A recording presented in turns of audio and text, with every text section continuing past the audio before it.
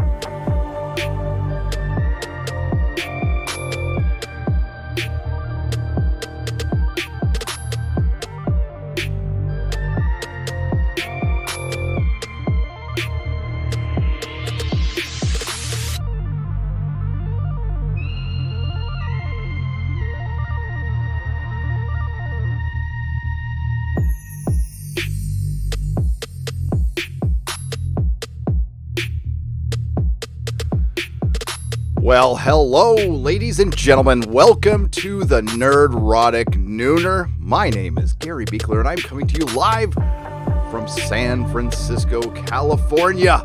Locked down for damn near a month.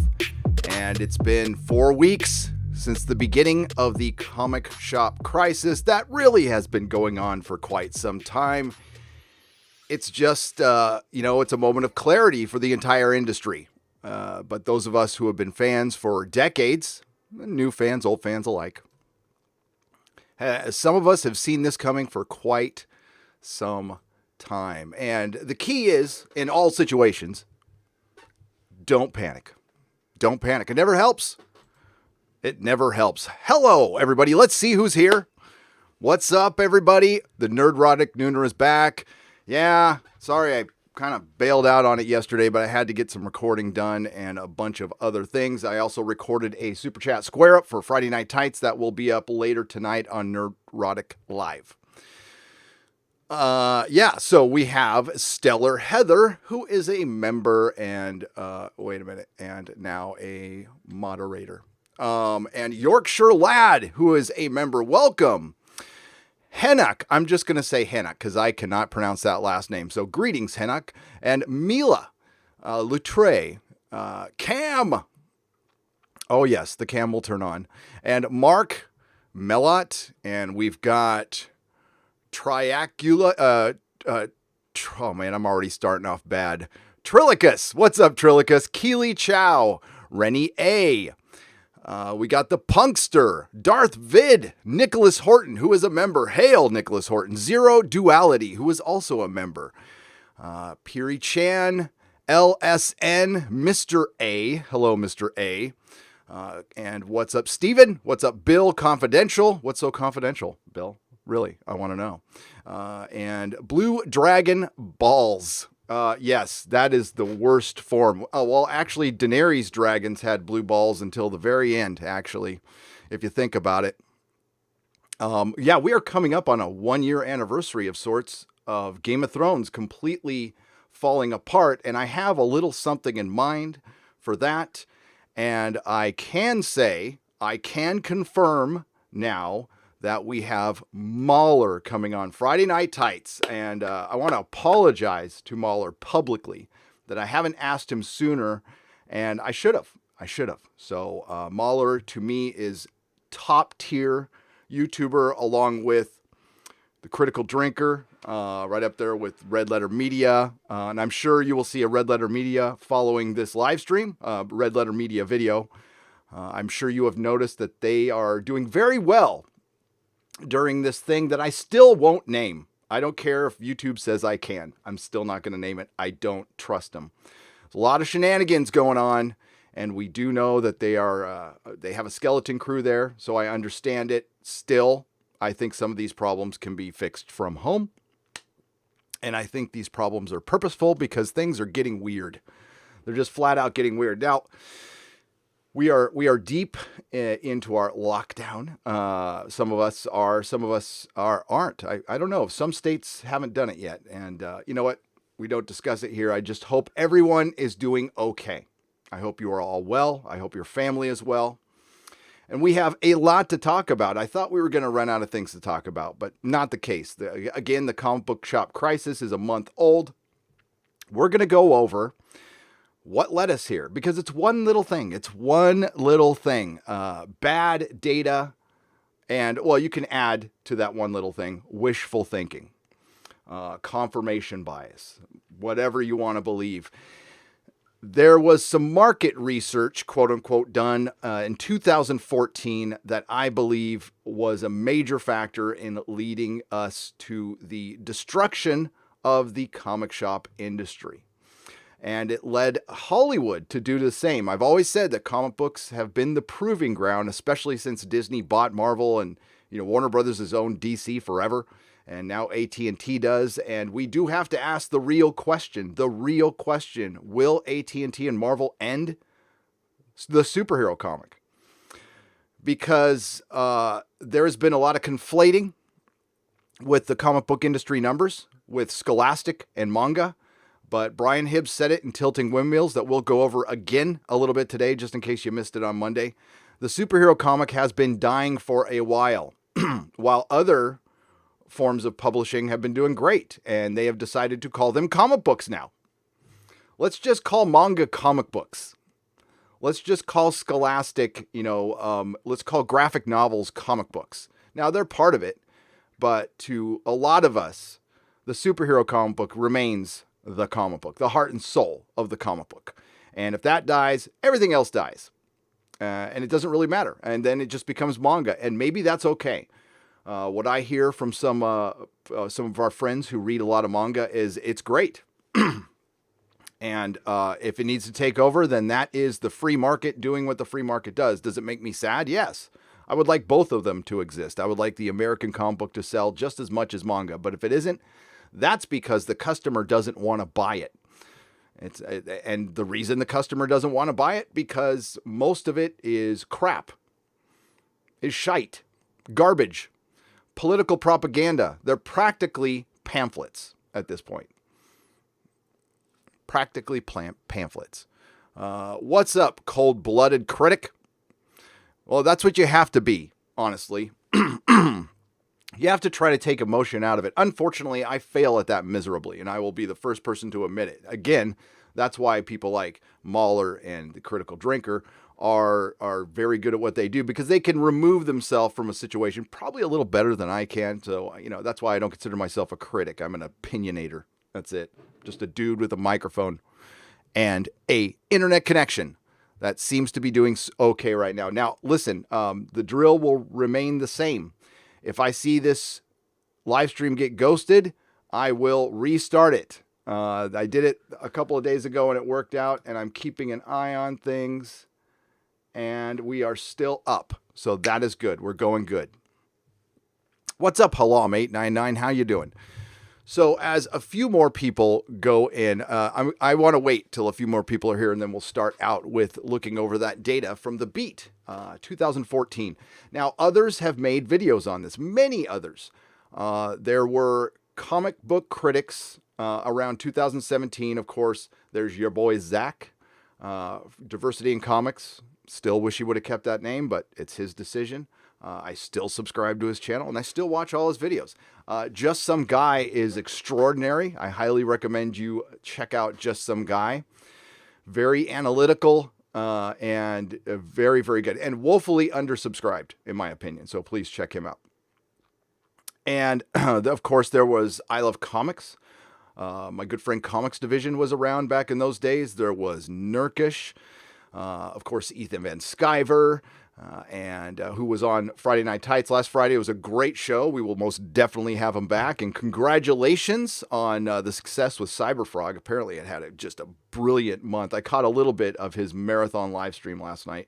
So well done. Well done, Ethan. And yeah, there are some people who can just sense danger earlier than others. I like to think that in our sphere here on YouTube with myself and Geeks and Gamers and World Class Bullshitters and Ethan Van Sciver and Doomcock and Mahler, you are all critically thinking people. You understand common sense, And it doesn't matter what side of the aisle you're on, you can sniff bullshit a mile away. And we have come together because the media, the access media, has completely failed us. Failed us all as fans, as customers of their product. And now they're asking for a bailout from the government. I'm not going to cuss this stream. I'm just going to try. F no. F no. F no. No bailouts for Hollywood. No bailouts for media. Essential industries only. Essential industries only. Because a lot of them can still do business. There's a lot of small businesses who can't. Like, I don't know, my wife's salon. My wife's salon, which has been closed for a month. And because my wife, Mrs. Nerdrotic, is a strong and powerful female lead, she's handling it in stride, and she has found ways to create a revenue stream outside of opening her salon. And considering that she is a salon and it's a service industry and you need hands-on, literally, that's pretty damn good, pretty damn innovative. I picked a winner, I gotta say. I don't know why she's with me, but I'm not going to question it anymore. It's been 18 years. So let's get to, speaking of strong and powerful women, our heroes. Our heroes were supposed to save the comic book industry. They were supposed to save superheroes. And they were the future of Hollywood as well. I mean, honestly, I've said before, Snowflake and Safe Space that's already been done. It was Terminator Dark Fate. It was Charlie's Angels. It was Birds of Prey. And that's all based on the success of Captain Marvel. Now, how does this all fit together? Well, it does. Actually, one leads directly to the other. So, we will start with basic numbers, a basic reality. A basic reality here. That the entirety of the comic book industry, the gross of the comic book industry, we don't have the numbers in for 2019, but they're probably going to be around $1 billion. Remember, that's conflated with manga, and that's conflated with Scholastic, and digital accounts for $100 million of that. So about $300 million is the real comic book. The grand total of the comic book industry was about $1.095 billion. All right. That is the grand total of an entire industry. It's gross. It's a gross. And then there's this. The entire comic book industry was outgrossed by Captain Marvel. It's kind of a mic drop thing right there. That's it. That tells you that this entire industry that has spawned one crappy movie, just one, if you just count this one, it made well over $1 billion worldwide. Was there shenanigans? Sure. There's shenanigans in the comic book industry. That 300 to 400 million that the superhero comics make, well, a bunch of it is BS too, because they add variants. They are charging more for the books. Recently, Wolverine #1 came out. It was $7.99 with multiple variants. So, yes, one entire industry was outgrossed by one movie. It's the source material. Can you see diminishing returns? I can. And, of course, Captain Marvel did well because it was placed in between two of the most anticipated superhero films, two of the most anticipated films of all time. Now, how is Captain Marvel 2 going to fare? That's a good question. My guess is they're going to fill it full of the Avengers, or I actually am going to agree with the new rock stars on one thing. I wouldn't be surprised at all if they introduce either the X-Men, Rogue, or the Fantastic Four in her film to help boost her numbers. It's all shenanigans and tomfoolery. And it's all because of this. It's all because of this. And again, many people have gone over this, but it's been a couple of years, and there is a lot of new people at this channel. There's a lot of new people who identify with the hashtag or use the hashtag The Phantom Menace or the hashtag ComicsGate. And there's people cycling through all the time, and they might not be aware that there was some marketing research done in 2014 that says, oh gosh, golly, that says, that was my bad, that 46.67% of comic fans are female. Well, considering half the world's population is female, I think I think women are the majority.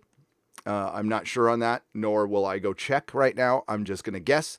The same research was done for film. Now, I think it's far more accurate with film. But when it comes to comic book fans and comic book sales, well, those are two completely different things. But the comic book industry saw this and went, whoa, untapped audience. And listen, that's smart. I understand it.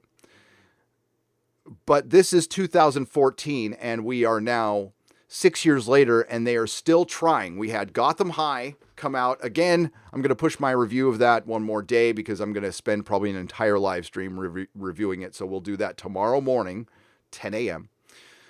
And that is the direction they're going. Now, Ethan on the live stream on last Friday said that he had heard that that's the direction DC wants to go, YA. That was backed up a bit by Brian Hibbs. He insinuated it in Tilting at Windmills because the superhero comic book is dying. So let's go over this briefly. While we don't have any market research, the eyes don't lie. If you go to conventions and comic book stores, more and more female readers are emerging. They are starved for content and looking for content they can relate to. Axel Alonso, former Marvel Comics editor-in-chief. Now, I can't pull up the meme, so I apologize. And yes, I have to repeat this constantly because there's people constantly cycling through the channel and on YouTube. I used to own a comic shop here in San Francisco. Everybody drink. For 10 years, from 2003 to 2013, I owned the Comic Outpost. It is still open to this very day, and it's owned by Brian Hibbs from the Comics Experience. How much longer it's going to last, I don't know. I hope it does. So I had a family-oriented, kid-friendly superhero comic shop because here in San Francisco, a lot of the comic shops they're edgelord comic shops.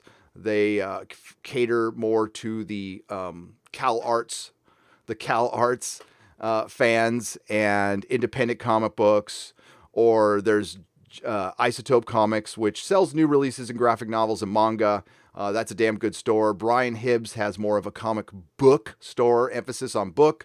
Leaf at Mission Comics and Art, again, is more Cal Arts oriented, but he sells superhero books as well. Of course, there is Amazing Fantasy, which is a straight up superhero shop in Irving here in San Francisco, owned by Frank. Great guy, great shop, but it's small. So I had the one shop that had a decent amount of back issues. As a matter of fact, there was a point in time where I carried the most back issues in the city, and I proudly proclaim that all the time. And they did very well for me. Why? Because I love back issues. That's my thing.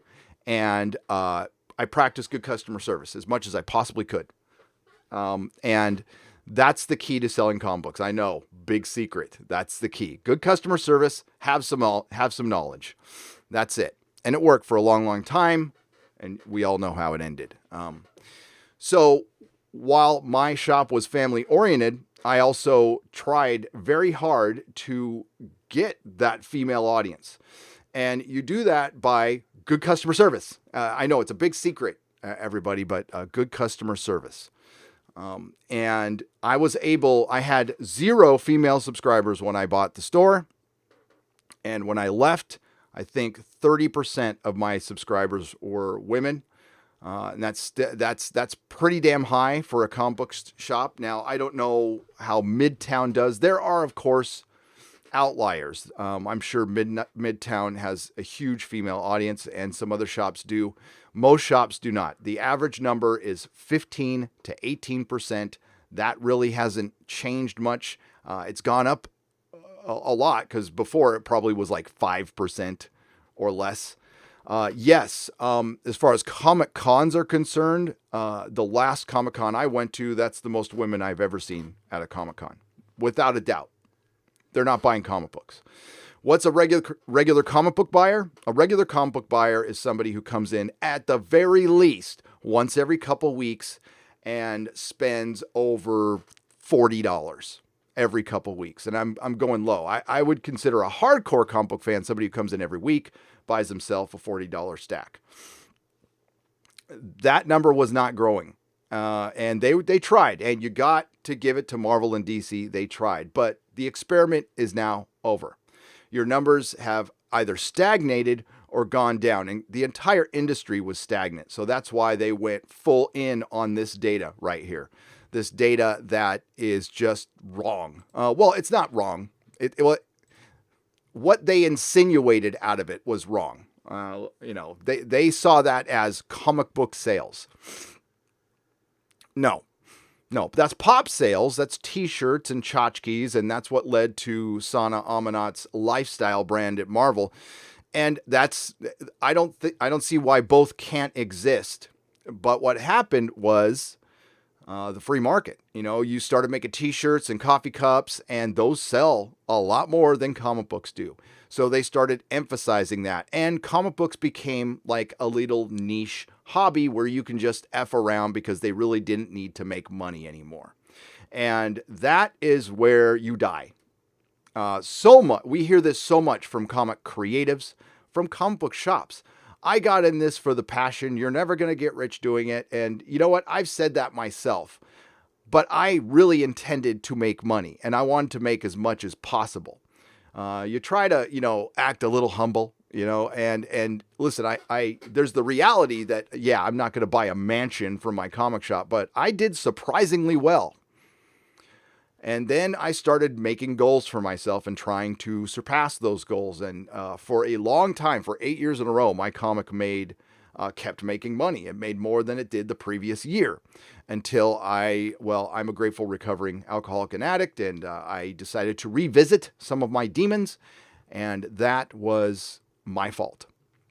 While making the rounds promoting Marvel's new series, Miss Marvel, the above quote was made in discussing the female comic readership. Other than DC's attempt at market research conducted with Nielsen, the market research done to figure out the readership and fandom of comic book pales in comparison of, pretty much all other forms of entertainment. That is partially what got me to begin looking into what data was available and attempt to figure out those demographic questions. Well, the only way you were going to be able to figure out the demographics was to talk to each individual comic shop and maybe do it as a poll. Try to find 100 comic shops. Yeah, it would be a lot of work, but you would get actual data. And ask them if they would share in generalities the percentages of their subscribers, because that is the habitual comic book fan. There's no way you can count the walk-in customer. There are customers I tried to get them to subscribe. I offered them 20-25% discounts. Nope, they just wanted to walk in and pick off the rack, and that's fine. Every month, I release new numbers looking at data readily available to anyone through Facebook. Okay, there you go. I mean, it's flawed right there.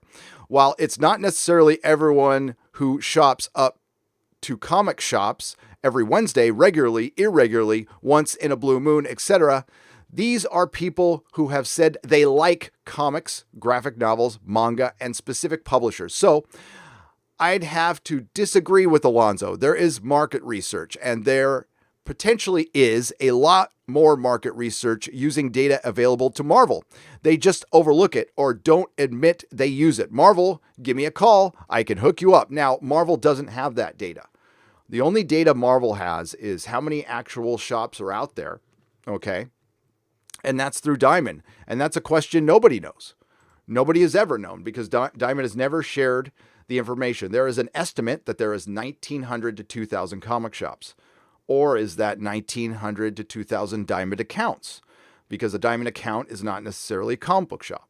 Collectors can have Diamond accounts. Online retailers can have Diamond accounts. And sorry, I don't really count online retailers. Brick and mortar. That's what we need to know because that's where you can get real data. And yes, it takes a lot of work. And no, not every comic shop is going to talk to you or give you the time of day. but I bet you enough would to where you would get the data. It's just about doing the actual work. So, if I don't stop, keep clicking that, we'll read another couple paragraphs, and I think you get the gist of what's going on here. In February, and that is 2014, the Facebook universe of self-identified comic book fans grew to a new high of over 24 million fans in the United States. Of that 24 million, women account for 46.6% of that population.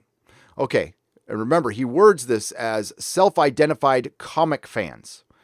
Self-identified comic fans. Like, hey, I own a Spider-Man t-shirt. I'm a comic fan. And you know what? You are. I'm not here to judge that. You know, there are other fans who will disagree. I think you can be any kind of fan you want. The only problem that hardcore comic book fans like our good friend Mark C. out there, the only problem they have is when you bought a Spider-Man t-shirt and then all of a sudden you're in charge of something in the comic book industry because of your genitalia and you're making actual decisions over it. Oh, I can talk. Since I've been tracking these stats, that's the highest percentage of women recorded, with some changes on Facebook's end. Yeah, because Facebook is reliable data. I'm sure they mined all the data of all those people who were involved in the poll. I can now see what terms have grown from the previous month. And in this case, it wasn't any single term. It was many of the over 100 used to complete the statistics. So, and here's the pie chart. Not exactly scientific, but believe it or not, the comic industry ran with this information. And there was a similar poll out there for movie theater goers, and that's way more accurate. So, and there is some actual data, you know, honestly, this does come down to Twilight ruined everything. It really does. But yes, there's actual data in the films that it might have worked, and then they failed at it, but they're still continuing to do it. And that's why we get what's right here, Snowflake and Safe Space, which is coming at us, folks. April 22nd. It was supposed to be released today. And we'll go over that in a little bit. But yeah, there's actual bad data that backs this stuff up. And, you know, again, I'm okay with you running with it for a couple of 3 years. But what happened was people like Zach and others started calling this out.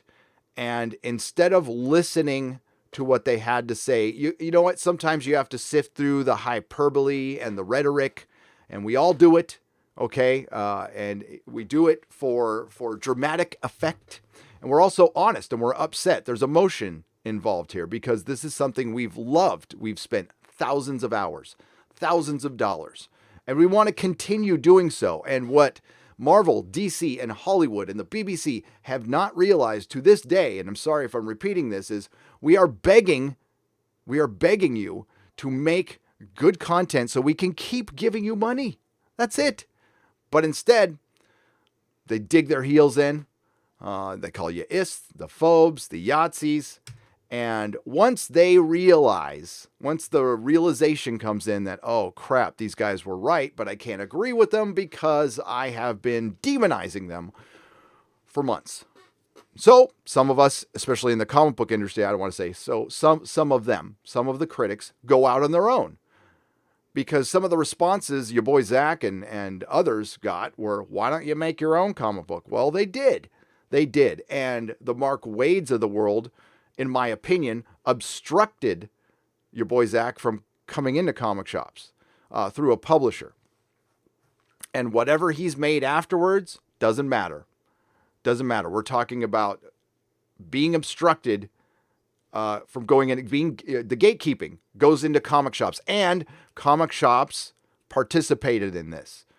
So while I have great sympathy for the comic shop owners, my former brethren, and my brothers and sisters in the comic book industry, there are some who are guilty as hell of creating this crisis, because they were the ones who actually had power for a little while there to change this through their ordering, through their voices at retail summits, and they were silent. They sat on their hands. They were quiet. And that doesn't bring change. We all know that. So I'm very disappointed in a lot of those comic book shops.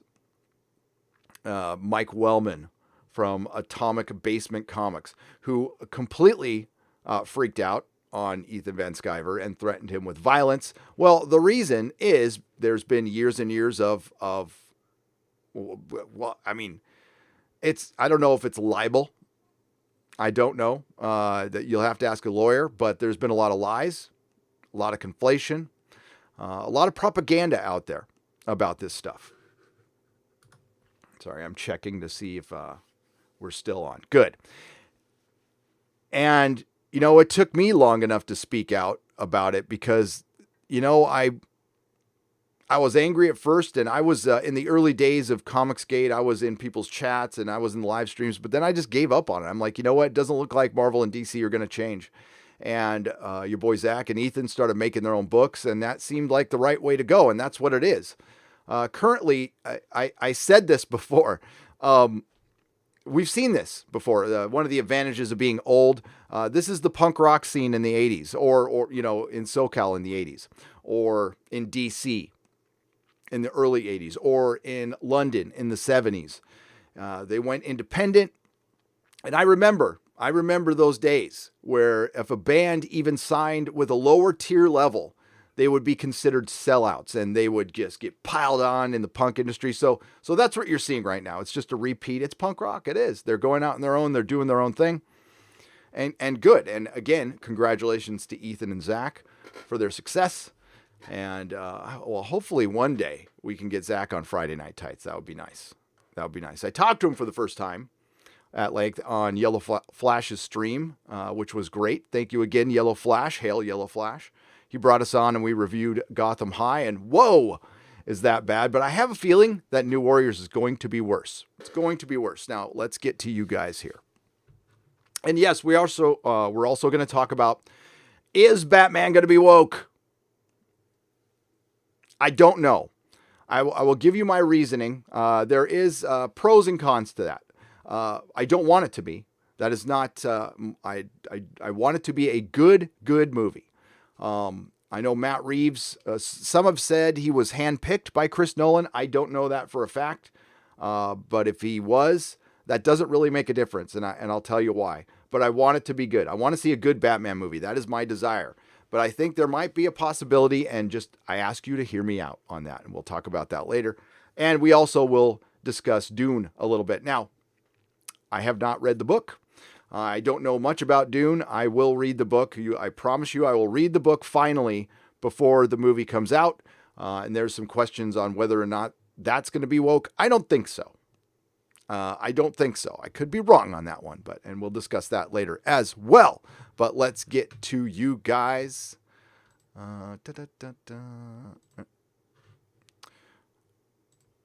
And we will start out with, I had a very good walk today, by the way. Very good walk. My outside time was good. I hope you guys got a little of that too. Larry for $2 pre-show super chat for Gary. Cheers. Thank you, Larry. I appreciate the pre-show super chat. iCane1906 has upgraded his membership to the Jaloja level. Thank you, my friend. Cheers.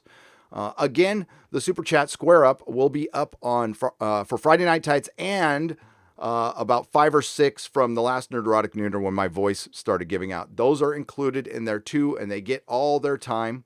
And I already recorded it again, and it'll be on Nerdrotic Live, and that's where all my live streams go. They go to Nerdrotic Live, so please subscribe if you want. Wild Rose, $2 Canadian. Take my money. Tosses pennies. I accept it, and I thank you, and I appreciate it. I'm grateful for all of you. I'm grateful for all the subscribers, all the support. It's been brilliant. Yeah, things are weird on YouTube. You just keep chugging along. That's the way it's going to be. There's ups and downs, and you just try to minimize the downs and don't let the ups go to my head. I'll use I statements there. Yeah, although I said my. Am I getting my pronouns right? I don't know. I don't even know what a pronoun is. I'm uneducated and ignorant. Fat Freddy's cat gives me a phallic unicorn. Thank you very much for $1.49. Thank you, Fat Freddy's cat. Nicholas Horton for $2. The new Dune movie sounds like it'll be very woke. And we will talk about that, but briefly. I know there was supposedly a gender swap, but I thought that was more accurate to the character in the book. Again, I haven't read the book, but there is a matriarchy in the source material, and you got to keep that in mind. But it's how they do it, and you got to consider the timing. There are stories that work fine in their time, but right now I think the general public is fed up with Hollywood's politics, Hollywood's propaganda, and they just want some good escapism, or they're going to walk away and watch Tiger King. And think about it. Tiger King demolished Westworld. Westworld, which is a series that costs millions of dollars, and it's getting crushed. It's an absolute flop. I might do another video on that. It's in bad shape. Get woke, go broke. Get woke, go broke. Ollie W for £1.29. Hi, sent you a DM on Twitter about RIP Doctor Who. I will check it out before the live stream is over. Ollie, thank you. And yes, there is a RIP Doctor Who video in the works, folks. In the works. Zero Duality for $2 Canadian. When is Safe Word and Power Bottom going to be on the show? Well, you know what? There is a Safe Word and Power Bottom, but I need to ask both people involved because one is based on Jeremy and the other one is based on Cecil, and I want to show respect to my friends before I pop that up. It's pretty funny. I don't think either of them would give a crap, and that's why they're on YouTube. But I'm going to ask them first before I put them on blast. Maybe at the very end of the show. Yes, it does exist. That would be a hell of a team up. Safe Word and Power Bottom. $2 Canadian. Thank you, my friend. Grendel fan, 84. Hell yeah, Grendel. $4.99. My store ordered 85 copies of The New Warrior and 85 copies of Children of the Atom. I've never been more embarrassed and ashamed of my store. Maybe they know it's going to get roasted. 85 copies? 85 copies. 85 copies. Okay, hang on, folks. We're going to talk about New Warriors right now. Right now. That's a good segue. I just got to make sure I don't show off my account information. Because yes, I did buy it. I bought it off of Comixology. I pre-ordered it.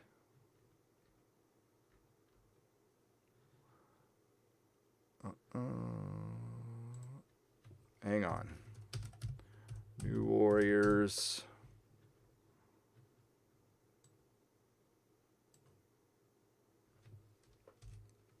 There it is right there.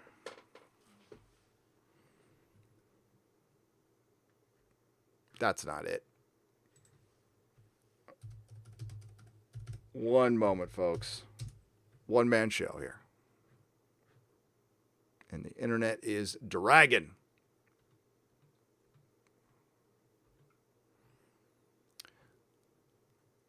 New Warrior. Oh, now it's disappeared. That is weird. That is very, very strange.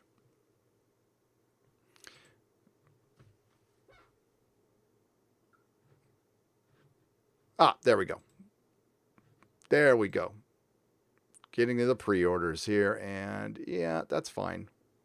That's fine. It doesn't show anything else, so forgive me. There. That's not it.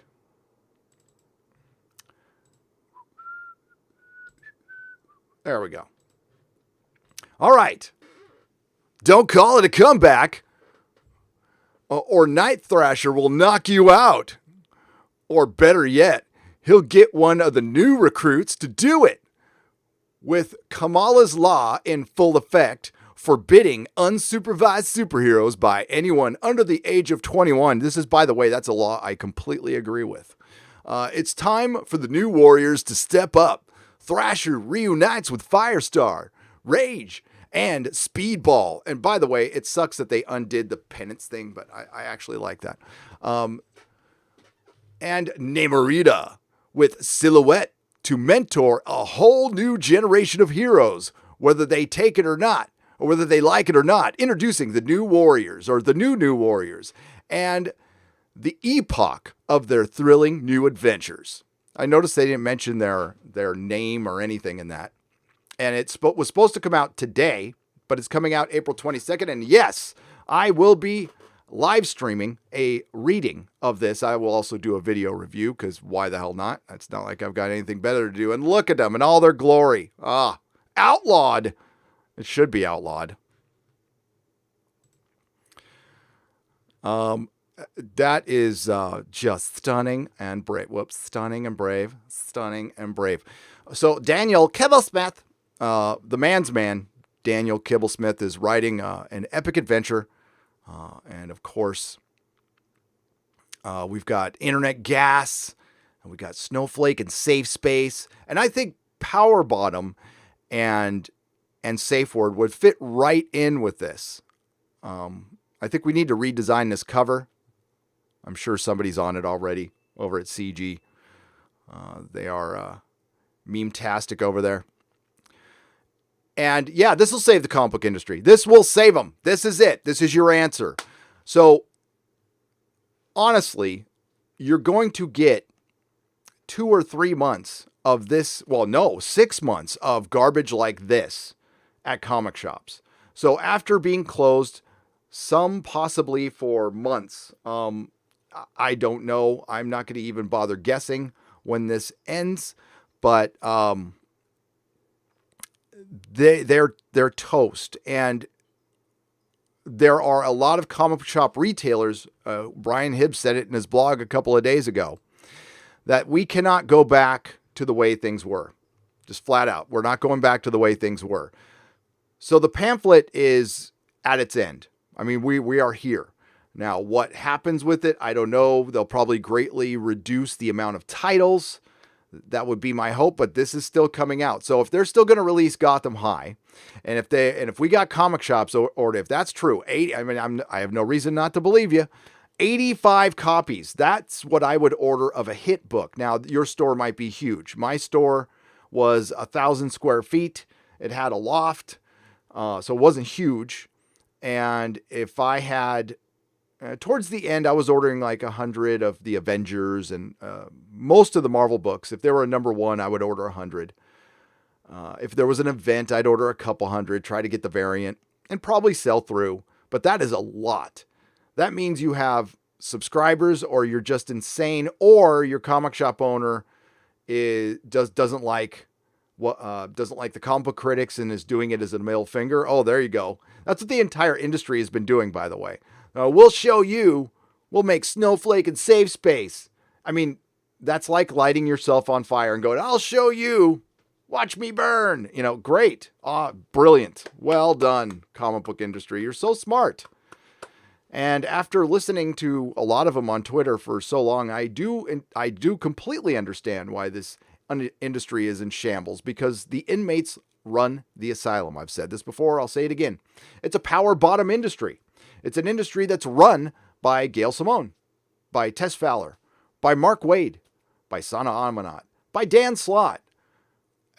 Not exactly your Roger Stearns, your Bill Mantlows, your John Burns, your Dave Cockrams, Chris Claremonts. Now, and I won't even mention Jack Kirby. But this, could you imagine Jack Kirby working with Mark Waid, with Dan Slott? I mean, he'd probably get in a fight with him and win easily. Stick his cigar where the sun don't shine. Oh my God. It's sad. It really is sad. I try to mock it, but, I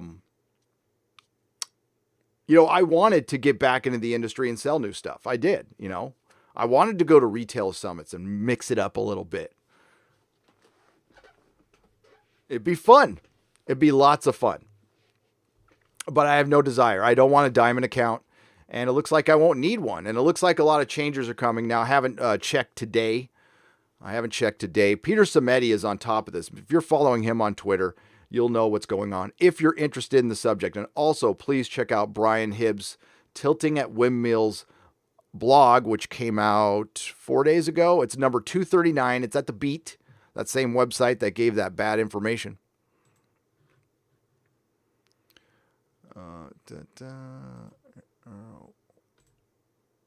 But yeah, unbelievable.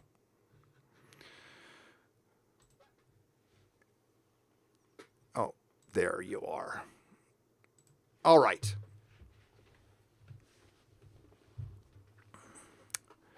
Now with the new Warriors, I am honestly, I'm not going to lie to you. I can't wait for it to come out. I thought it was going to come out tonight, and I was giddy with excitement because I want to rip this thing to shreds. And it's going to be the first comic book I officially review on a video, which is very, very sad. So I promise to balance that someday with doing a review of my favorite comic book.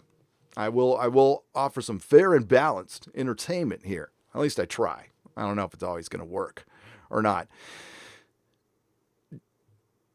Daniel Kibblesmith, I doubt it was his. I mean, he might have come up with the concept of for safe space. God, it's like a tongue twister. Safe space and Snowflake, but the editors sign off on this, and the editors they have the power to hire and fire. The senior editors do.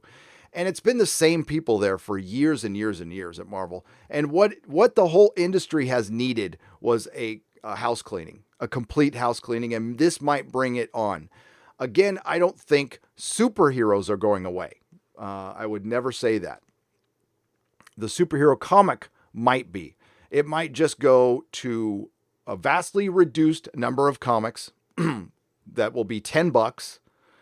I don't think print on demand is going to work. And maybe someday. No, I don't think. I think the comic book shops are going to be around as long as movie theaters are. Now, there'll always be some mom and pop movie theater, and there'll always be some boutique comic shop. I will have one when this is over. I will have one. But we are in a transition period where we still need them. They can't rely completely on digital and Scholastic and manga, not just yet, because there's not enough retail outlets to carry that stuff. Now there's Amazon, of course. And if you come out diamond, maybe Marvel and DC will save money. I can make a lot of recommendations for Marvel and DC and Disney to save money. Of course, we know Bob Iger came back, and he is going to come back to trim some fat. So that should put people on notice. The only reason you're not seeing it done now, publicly anyway, is it would be a bad look. It would be a very, very bad look. But a lot of these decisions are already made. The comic book industry, the comic book retailing direct market already died. It already died. Now, it might remain on hospice or continue on hospice like it has been. It just depends on how long things go. But we're a month in now, folks. So we are well past the point of any shop being able to recoup from this. Now, shops are getting assistance. That's great. And they should get that because they were forced to shut down. So that might help a little bit. I know some people got their Orange Man checks. That's good. That's great. But we're probably going to, if it goes another month, that's 20% of the comic shops. And then 4 months later, that's going to be 20% more. So you're about at half. And half of what? We hear 1,900 to 2,000. Again, I don't think it's that high. I honestly don't think it's that high. And what counts as a shop, there are a lot of little shops that are 500 square feet. They sell a few graphic novels.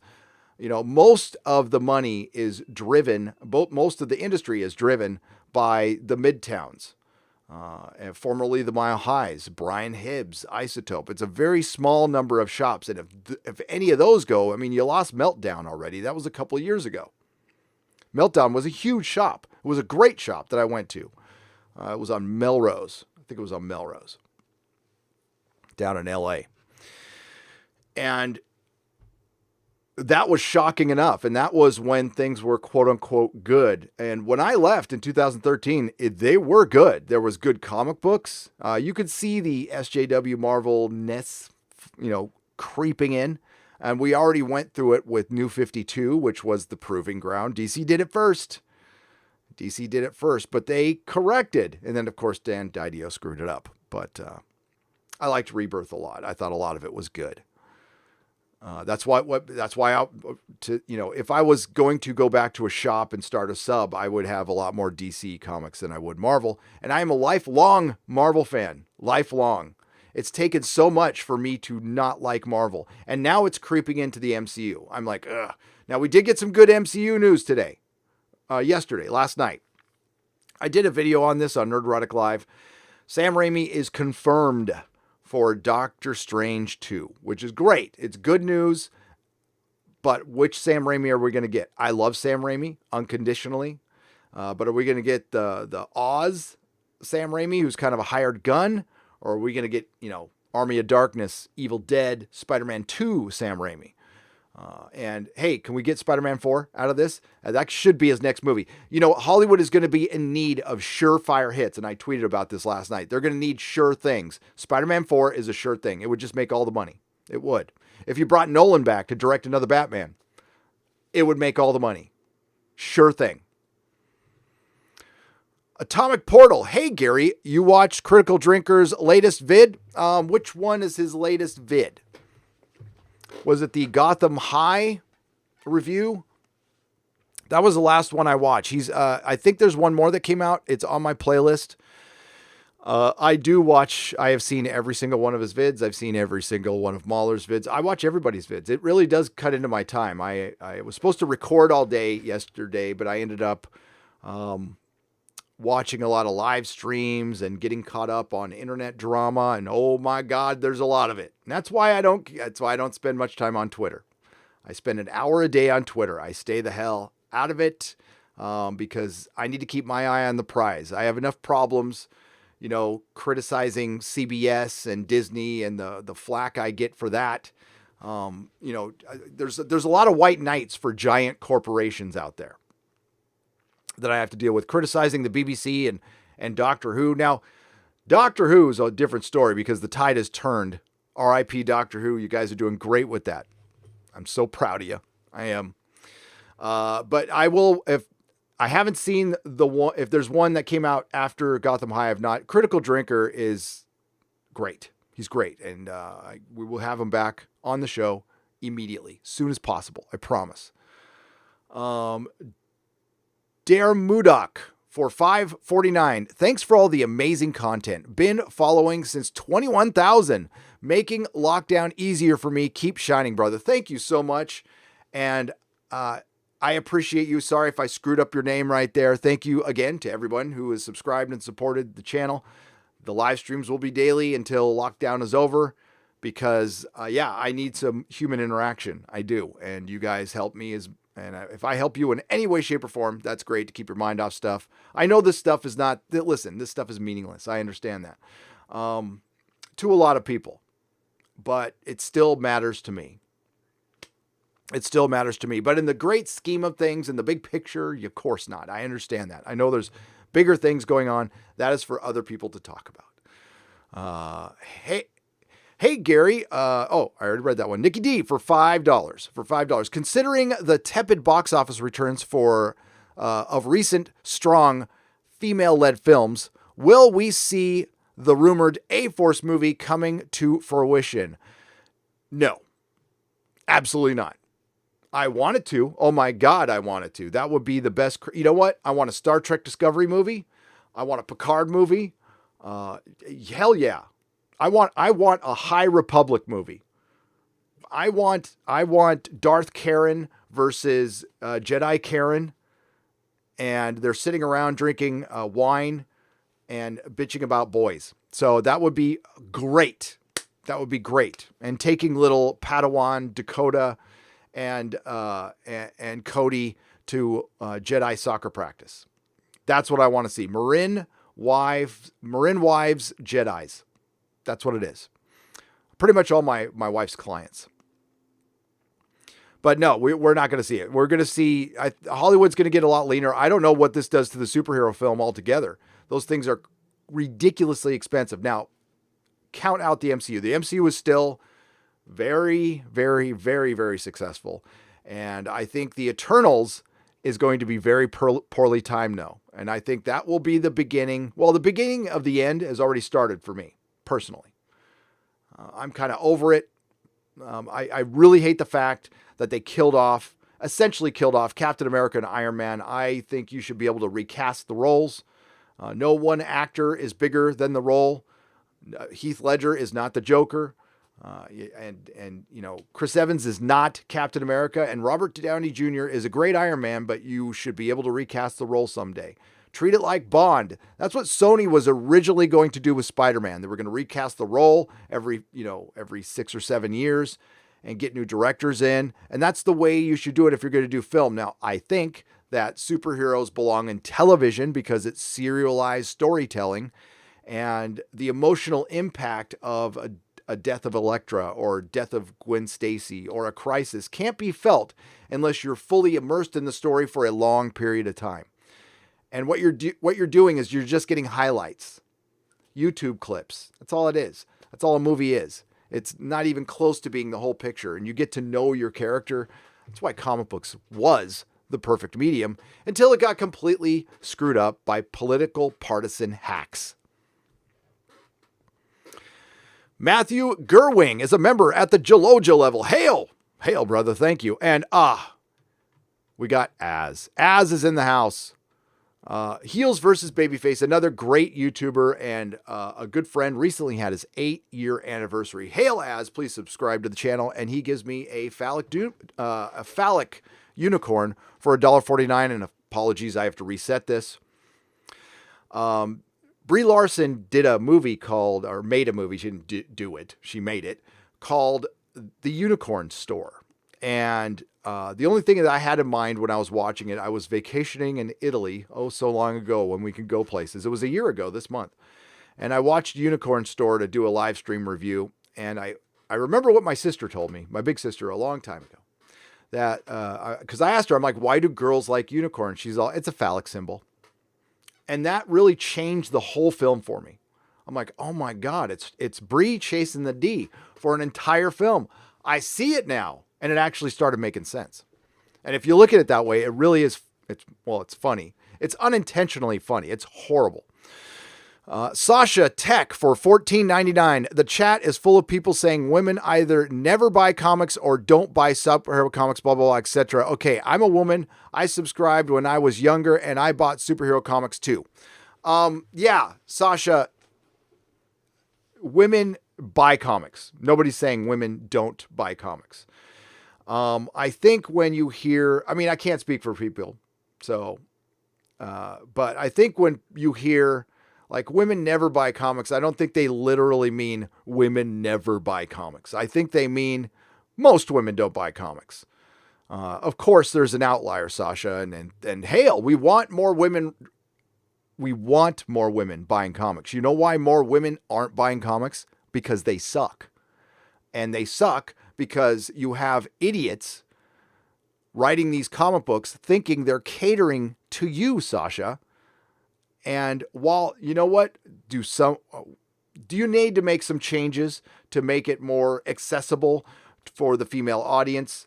Yes, it's like a marriage, okay? You can't have your, okay, I'm going to go old school here, but you can't have freaking movie posters on the wall and your TV on a milk crate and expect your wife to want to live in the house. You got to cohabitate. But what happened was you dated a partner for months and months and months who said, you know what I love about you? I love your passion for comic books, and I love that. But then when you got married and she moved in, she said, or he said, get all these comic books and get them the hell out of my house. Instead of cohabitating, it became a takeover. So you ended up with all of your comics in a in-law that's in the freaking garage. That's not cohabitating. That's not, and for one, you alienated a bunch of your female readers because a lot of the female readers who've been reading forever liked comics just the way they were. And I would say whatever changes needed to be made should have been done in original material. New heroes, new stories. Don't go back and F with canon. Ever. That pisses off men and women and all the other genders. Because I've heard it here in this chat. Make new stories. That's how you make things accessible. Build it from the ground up. Don't make Kappa Yahtzee. Don't gender swap everybody. And Yeah, you want to know why? Because Batman has been around for 80 freaking years. Do you think Batman has been around for 80 freaking years by mistake? Think it's an accident? Or do you think Bruce Wayne as Batman is a very compelling character that people really like? So much so that they've been reading the damn thing for 80 freaking years, but all of a sudden, sad boy Tom King knows better. Or Sana Amanat knows better for Marvel. No, they don't. Stuff doesn't last for decades by accident. And all that gets done is the shit gets ruined. I cussed. Immediately. Doctor Who, Star Trek, Star Wars, Marvel Comics, DC Comics. But no. We are not saying women never buy comics. And I made it very clear when I said that. So thank you, Sasha. But yes, I said in my store, regular, habitual comic book readers, which is the comic book fan, which is the true comic book fan. Anybody could say they're a comic book fan. But in my opinion, you have to be supporting the industry financially and with your time. Now, time is more valuable than money because one you can get back, one you can't, obviously. And you spend the time reading the comics, paying attention, for years, habitually. That is a comic book fan. Now, the percentage of women in that sphere is 15 to 18%. Period. Anybody else is lying, is flat out lying. Are Comic-Cons absolutely filled with women now when they weren't before? Absolutely, because of the movies. If you take Hollywood out of the comic book, see, that's called conflation. You take Hollywood and manga and video games out of Comic-Con, you strip that thing down to comic books, it will look exactly like it did in 1985. Exactly. And you know what? Yes, there was women going to Comic-Con in 1985 in those percentages. See, the comic book is a certain thing because it has been established as that certain thing for decades. And you can't just... Now I'm back.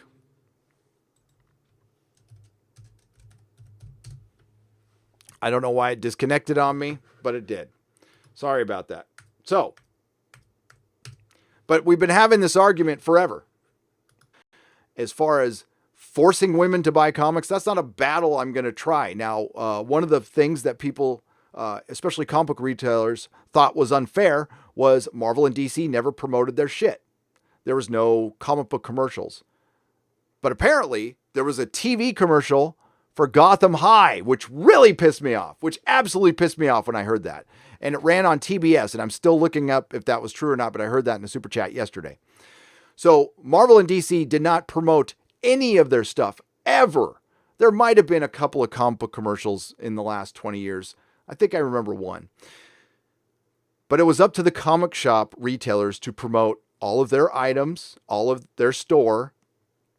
And I said, fine.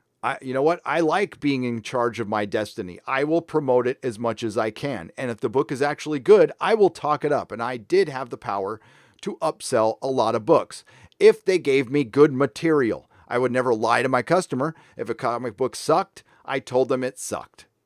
You know what? It wasn't fun telling everybody that the end of Civil War, a book that was making me, was practically printing money for me, at the end sucked.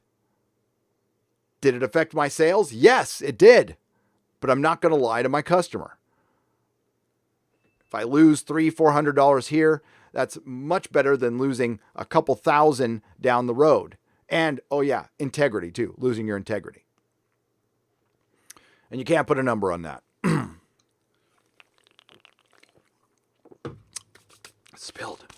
Spilled a little bit. And we are still live. That is good. But yeah, that got me fired up. Yeah, life isn't fair. It's not fair for the comic shop retailer, but your destiny was in your own hands. And if you're one of those comic shop retailers who sat on the counter reading comic books and maybe looked up once in a while and said, hey, to one customer, I'm sorry. I'm not sorry. You did yourself in. I was constantly moving. when I would have long periods of time where people wouldn't come in my store, and I didn't freaking sit there reading comic books. Comic book time, reading time was at home. I was changing around my shelves, my fixtures, all the time. All the time. My store was constantly in rotation. It was like the inside of a TARDIS. It was always changing, every month I would change out all the comic books on the upper ceiling, which I had to break out my, 15-foot ladder and climb up there. And I was doing all that stuff myself. We did carpet tile in my store. I laid that with my friend Roger. Me and him just knocked it out in a night. I'd never laid carpet before. Well, actual carpet. But you know what I mean. But Sasha, you're right. Women have always been buying comic books. So we don't want to say women never buy. But I think when people say that, it's kind of like when I say Star Wars is dead. People go, Star Wars isn't dead. It'll never be dead. Okay, I don't mean literally dead. Nobody's ever going to watch it or buy it again. But Star Wars was the number one franchise. And it has lived a long time off of the original trilogies mostly. Which is now considered normie basic biatch, which is funny.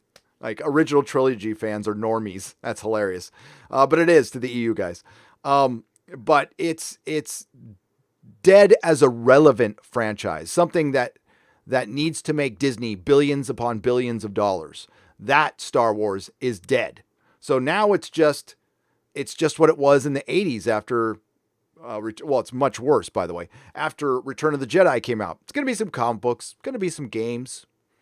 Now, if Disney focuses and makes good games, that could make up for the losses in film. Because quite frankly, games bring in more money now. Games are the top thing. They are what music used to be in the 70s and what film used to be very recently. Shanzul. Oh boy.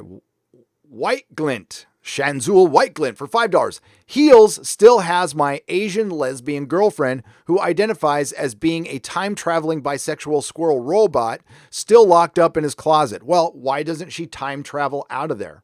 Am I supposed to say she? Why don't they time travel out of the closet?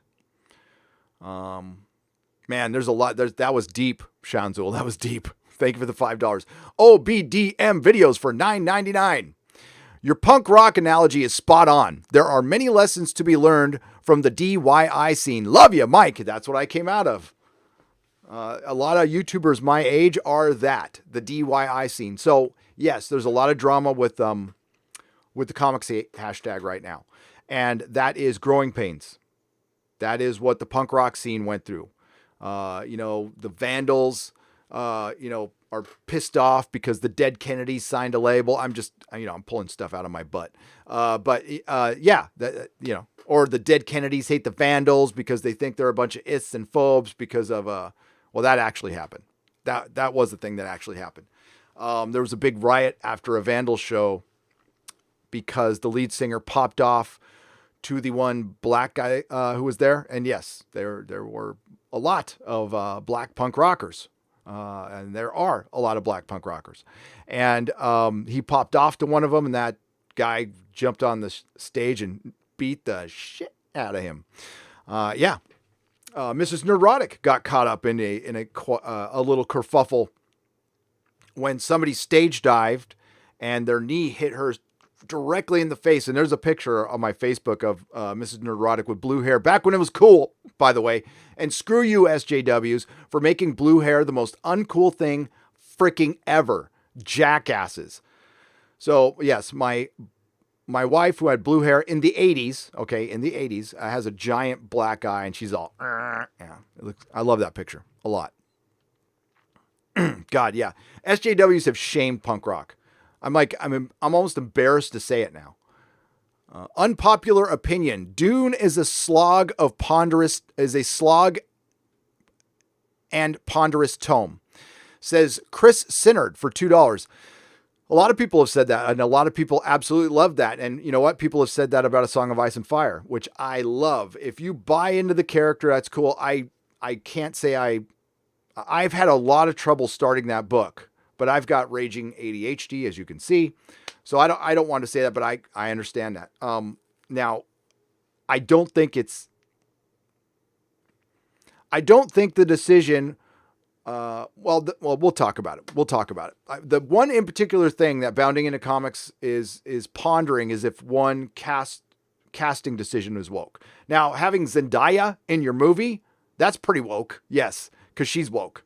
But I don't particularly like her very much. But some people do. And I want it to be good. There's a lot of Dune fans who are really excited about this, and I don't want to piss on their excitement at all, but I'm going to tell you the truth. And right now, I don't think it's going to be woke, but there are signs. And I'm sorry if this upsets anybody. Oh, I'm not. I mean, it's my opinion. I don't like Blade Runner 2049. I think it's too long. It's not terrible. It's just not anything I'm going to watch again. I'm a giant fan of the original movie. I saw it in the theaters. And I didn't like the sequel, but I know a lot of people did, and a lot of people like this director, and he's visually, it's amazing. He's great. And so if Dune is not, here are the facts with Dune. It needs to be a fast-paced movie, or the normies will not watch it. Now, if they find a way to, I like the Lynch version. I do. So if they find a way to make it fast-paced, I think the normies might buy into it, but here's another problem. And I'm telling you this because pretty much I'm a normie when it comes to Dune. So from a normie perspective, it looks like a bleak story. Not a lot of, just a lot of desert scenes and the giant sandworms and everybody's like, this will be the next Lord of the Rings. You know what? New Zealand had played a big part in Lord of the Rings being a massive hit, along with Peter Jackson making a perfect film. But the visuals in Lord of the Rings were diverse visuals. We saw a lot of different landscapes, and it was beautiful. If you're just looking at a desert, and again, that's a normie perspective. I could be wrong about that, but we'll have to see. There's a lot of factors that are going to go into the normies seeing this movie. I hope they do. I hope it's a success, and I hope it's not woke. And I hope the Dune fans get the movie they deserve. But the question is blank going to be woke is a legit question. You cannot criticize people for wanting to ask that question.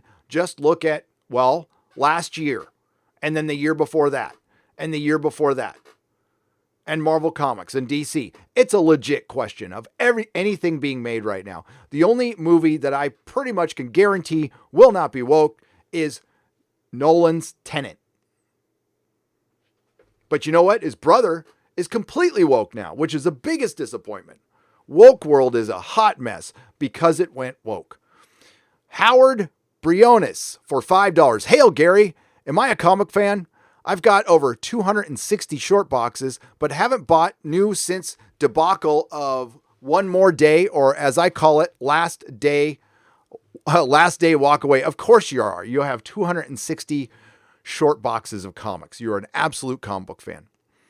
But as far as the numbers they were using and that data, that is based on people who are still buying comic books. You are out of the picture.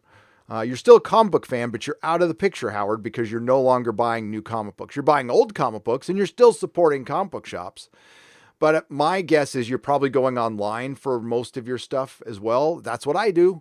I mean, I would love to support a shop and buy the back issues there, as long as they do some discounting for me. I usually buy in bulk, and I make it worth their while. I exclusively, if I go to a store to buy back issues, I pretty much exclusively go to Southern California Comics. They have it's kind of an old school website. Well, I haven't seen it in a little while, but they have an extensive list of their back issues. They do mail order. Talk to Jamie Newbold. He is a great comic shop owner. He was my mentor. He was my Yoda in the comic book industry. He taught me how to grade comics, and he is the single best grader I have ever seen. And yes, grading comics is an art form, and you cannot believe everyone. CGC is full of crap most of the time, by the way. I wouldn't trust them at all. I know a lot of people do. I don't. That's an awful lot of 9.8s and 9.6s. Come on. And yeah. And they fixed the market. You know, when you get a 10, it's super rare. Well, you know what? There's a lot more 10s out there as well. Hey, bro, women are just as shallow as men. Yes, they are, Mr. T. When it comes to having eye candy in entertainment, LOL. Remember Fantastic Four number 25, the Hulk versus the Thing? Okay, so first part, Mr. T, thank you for the $5. Aquaman versus Captain Marvel. More men watched Captain Marvel. More women watched Aquaman. Nuff said. Nuff said. You want more women to go to your movie? You put Jason Momoa in it and you make him like glistening. You put a wet Jason Momoa in your movie and you will have a lot of women watching your film. And a lot of dudes too, okay? A lot of dudes.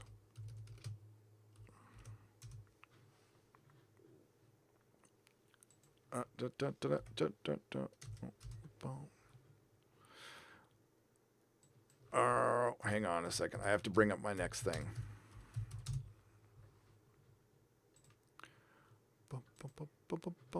All right. I was going to show off that cover. I wanted to show off because I love this cover so much. Yeah, I'm going to show it off here. And as far as Fantastic Four, 25 goes. Yeah, there we go. Yeah. Right here. That is, now, that's kind of modern coloring on it. I'm not a big fan of that, but that is just a beautiful cover. And I don't know if it's out there or not. If you look at Jack Kirby's original art, oh, wow, my God, that guy is so good. And I used to hate him as a kid. I'm like, he's too blocky. You know, I was a dumb kid. What can I say? Dumb kid. Mr. T, thank you for the $5. Michael Henley, for your coffee and moving fun, both seem to have positive influence on you. For your coffee of moving fund. Coffee and moving, yes, they have a positive influence on me because I'm going to move out of San Francisco. Is that what you're talking about? Michael Henley for $18. Thank you very much. Yes, I was planning to move out of this insane state. And I never thought I'd say that. I never thought I'm a born and raised Californian. I was born in San Diego, California. And the only way I would stay here is if I lived back in San Diego. But I'm not going to live in a state with, I vehemently disagree with the politics of this state. And it sucks. And now I got to leave. But unfortunately, I got to wait because, the economy stopped. But I was planning on moving. And a lot of my family's here, not all, a lot of my family's here, and I got to leave. I can't stand the city anymore. It's dumb. You can smoke cigarettes here, but you're not allowed to vape. Vaping is pretty much illegal. I tried. You know what? My vote doesn't count, but I do vote in city elections. They probably do count it. And I try to, vote against taxes and vote against draconian measures like stopping pop-up shops. That was the most recent one. San Francisco was going to put a kibosh on pop-up shops. Ugh. And I try to vote against this stuff. And my oldest son is quite red-pilled, and he votes against it. Hail Gary, glad to be at home to catch you. Supporting CG, just got these in the mail. Jawbreakers, Lost Souls, and Cyberfrog, Blood Honey, both signed by Richard Meyer and EVS. Hell yeah. Hang on. We got Blood Honey. I support that stuff. The Dynamite Vampirella cover, anniversary cover that they were pushing. I got my Ash Can, and I got my Lost Souls, and mixed in here, I got another Ash Can, and then for some reason I have Hellboy Seed of Destruction in there too. I was reading that. Yes, and I want to shout out Anna, oh, ow, God, I just hit my knee. Anna has a cover. We'll put that up a little later. She's doing a cover for Dynamite. She was asked to do a cover, and she went ahead and did it. And I'm supporting my friend Anna. So I'll put that link up a little bit later. And we will help her out. I have some news. I'm teasing. This is a tease. I can't tell you what, but I have some news that I will announce Friday on Friday Night Tights. If things go well. It's kind of a sponsor situation, but I'm not selling out, folks. I'm not selling out. Don't worry. I'm not going to go all sponsory and be reading commercials to you. Not unless it gets like dire. So far, so good. Thank you very much, everybody. Jury Nitpicker for $9.99. Hail, Gary. Yesterday, my grandpa, William Turner, yes, the Bootstraps Bill himself, purchased his card out. Oh, no. He was a big fan of you and DC. We discovered you after the fire and living in our cars, ND models. Oh, no. For real? Oh. Rest in peace, Bootstraps Bill. William Turner. Jury Nitpicker, RIP. Sorry about that. Email me, man. Gary@nerdrotic.com, please. We can talk. Oh, another thing, and I'm sorry, man. Condolences. I gotta publicly apologize to Dave Cullen because I emailed him, and then I just saw the email last night, and he emailed it like 3 weeks ago. So I'm sorry, Dave Cullen. I will respond to you today. Because I asked him to come on. He and I need to do a live stream like a long time ago. Darkstar76 for $5. Does anyone know if I can change a perk on Indiegogo? I know you can on Kickstarter. I want to upgrade Wreck Planet perk. I already did the lowest one you want to upgrade. I don't think you can, Darkstar76. I think you have to just buy the other perk, and maybe you can ask for a refund on the other. And I know EVS is the expert on that. If you want to email him, I'm sure he would do it for you, though. Drury Nitpicker for $4.99. So I just wanted to say thank you for helping us during those bad times. It's my honor, Drury Nitpicker. He might have been your oldest, biggest fan at 89. Hail, Gary. Hail, DC. Hail, the Phantom Menace. And again, hail to William Turner. Rest in peace. Oh, man, that, whew. Oh. Jury Nitpicker, that is awesome. I'm sorry for your loss. Again, 89. We cover, we have all the demographics here. We do, because it's common sense, Jury Nitpicker. And you're welcome, my friend. You're welcome. Shane O'Reilly for £2. Any thoughts on the Immortal Hulk comic? I read the first couple of issues and liked it a lot, but that was right around when Mark Waid started his stuff with Richard Meyer. I was just completely fed up with Marvel and DC, and I stopped reading comics. So I took a little break from comics when I sold my shop, but I never stopped actively buying them. I stopped actively buying them then. So I didn't read it was like 2018. I can't remember. I've read the first couple. I liked it, but then Comics Division told me I was going to catch up, and Comics Division told me it went all Antifa and woke on us. So hell no, not going back. No, I gave up reading comic books for the first time in my life. I have been reading comic books since I was 5. That's how bad it was. And yeah, I know there's a good X-Men title out there, supposedly. I don't care. That shit doesn't count to me anymore. I'm with, I'm sorry I forgot your name. When One More Day happened, that kind of broke Spider-Man for me. And then the Dan Slott run afterwards made it worse. So yeah. Now I read occasional, but I'm not Marvel and DC. I read CG books, and I'm reading older issues. I'm reading Elric right now, which is great because I never read it as a kid. I'm rereading some Rocketeer. So I'm just going through the old stuff. What do I have down here? I just got rereading this. Crisis. I think it's a good time to read Crisis. Anders Whalen for 200 Swedish krona. Bruce Campbell's chin would get me excited. It would. Bruce Campbell coming back. If Bruce Campbell did anything, well, he brought this up. Somebody asked him if he would be in a superhero movie or come back to Spider-Man 4, and he's the one who brought up that the minute the producers have an out, once they can get out of the comic book superhero business because the movies are so expensive and the profit margins are nil, they will take that out. Now, Hollywood is in a massively tough place right now. Like I said earlier, what's going on with the comic book shops is going on with Hollywood. AMC is filing for bankruptcy. Now it'll probably end up saving it. Somebody will come in and probably buy it. So the AMC theaters are not going away, but some might go away. It's definitely going to contract. And Hollywood and the comic book industry, along with a lot of, you could say this about sports ball, need to contract a little bit. They got too fat. And they got too fat and happy, and that big old cushion of woke they were on has evaporated.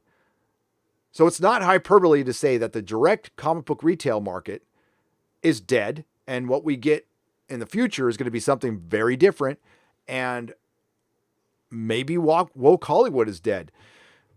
Celebrity culture has been putting themselves on blast lately. Tim Pool just did a video, maybe we'll go over that article, where they have just been looking like idiots.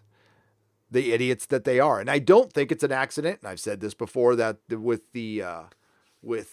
social media coming on the scene, that's right around the time the movie star died. Because we're seeing them for what they are, which is, in a lot of cases, a bit sociopathic, a lot really narcissistic. And that's fine to be narcissistic when you're a movie star. And unbalanced as hell. And we're seeing that out of our media as well. No assistance here in Canada for comic shops unless they pay out at least $50,000 a year in wages. Not many do that. No. Not many do. I would have to think if that's 2 employees, that's total. That's total, right? So if you have 3 employees and they're making, $20,000 a year, that's possible for some comic shops, but no, I mean, not even mine. I don't think I was paying that much in wages. I don't think so.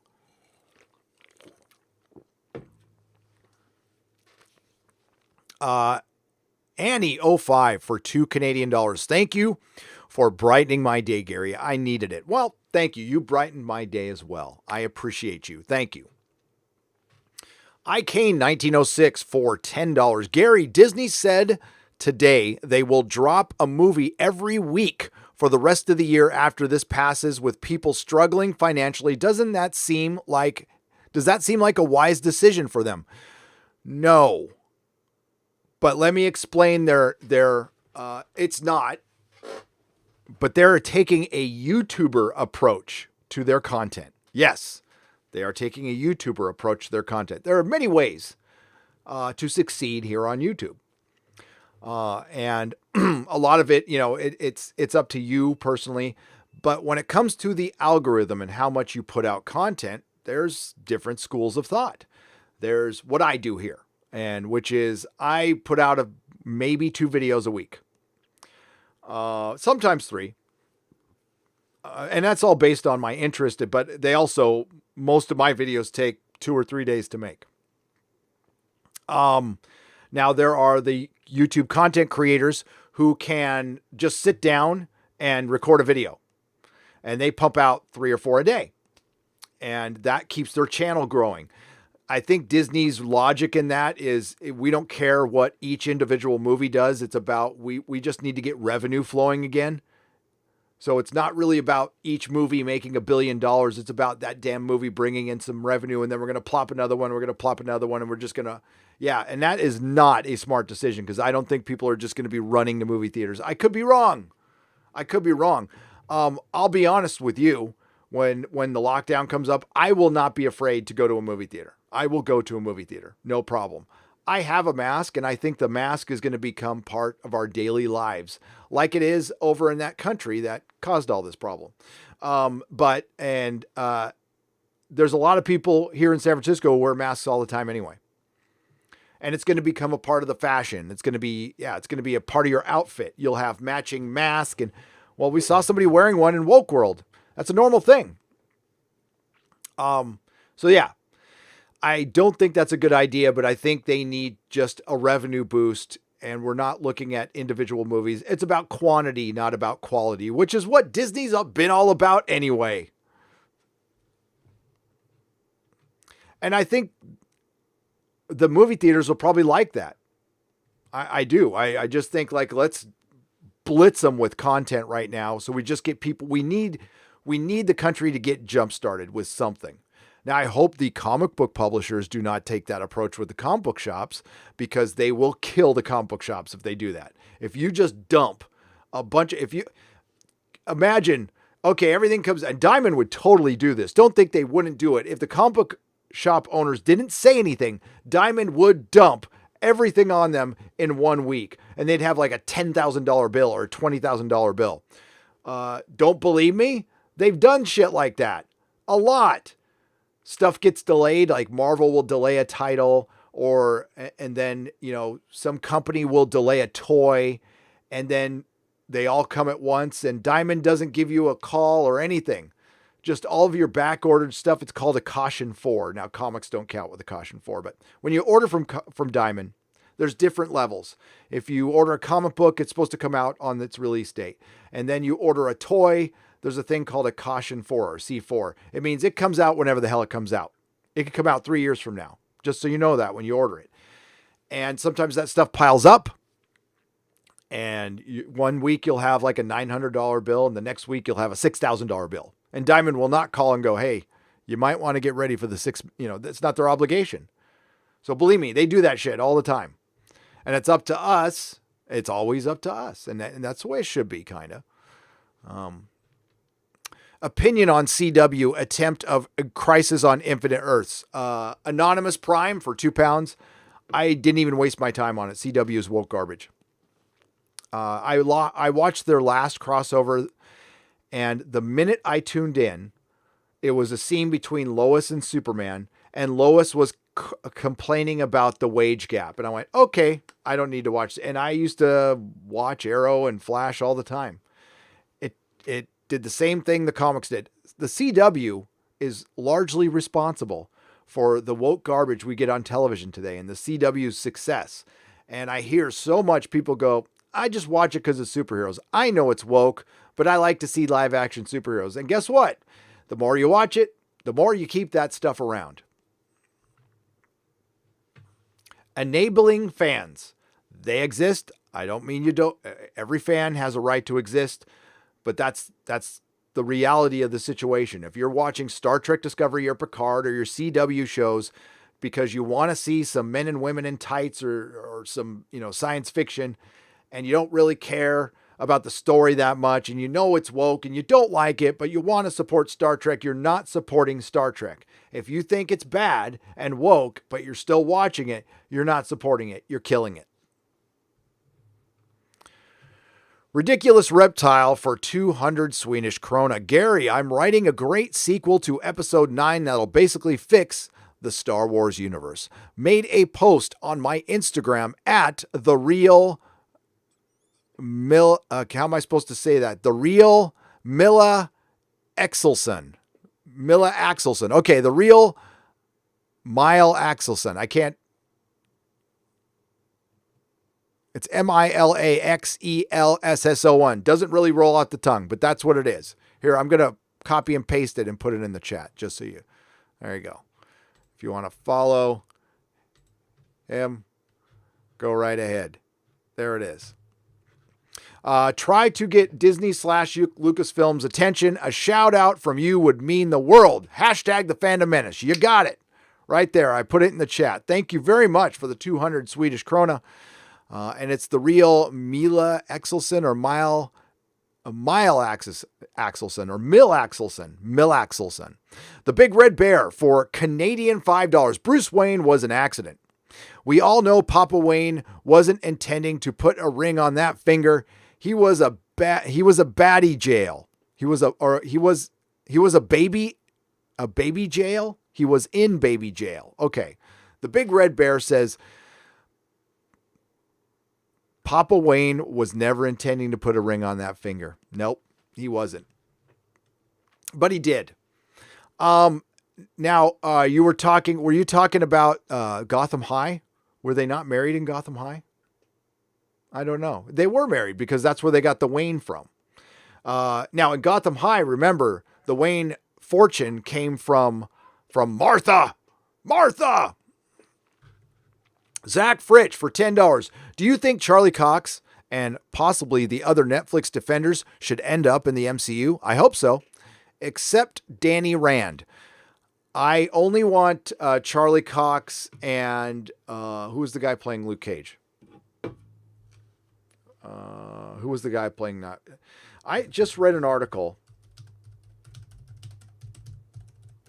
The Daredevil was supposed to be in Civil War, and he wasn't. And they didn't put it in for a stupid reason or something. Well, you know what the stupid reason was? It was Kevin Feige was Netflix Daredevil and his stupid. Hang on, I can't find it right now. Basically, there was a fight between Kevin Feige and Ike Perlmutter, which led to the TV division splitting off from the MCU because they were supposed to all be together. And that's why we didn't get arguably the best MCU superhero. That's why we didn't get him in Infinity War or Civil War. I think Daredevil season 1 and 2 were perfection. I freaking loved them. My favorite thing for Marvel, period, in this new era is Daredevil season 1.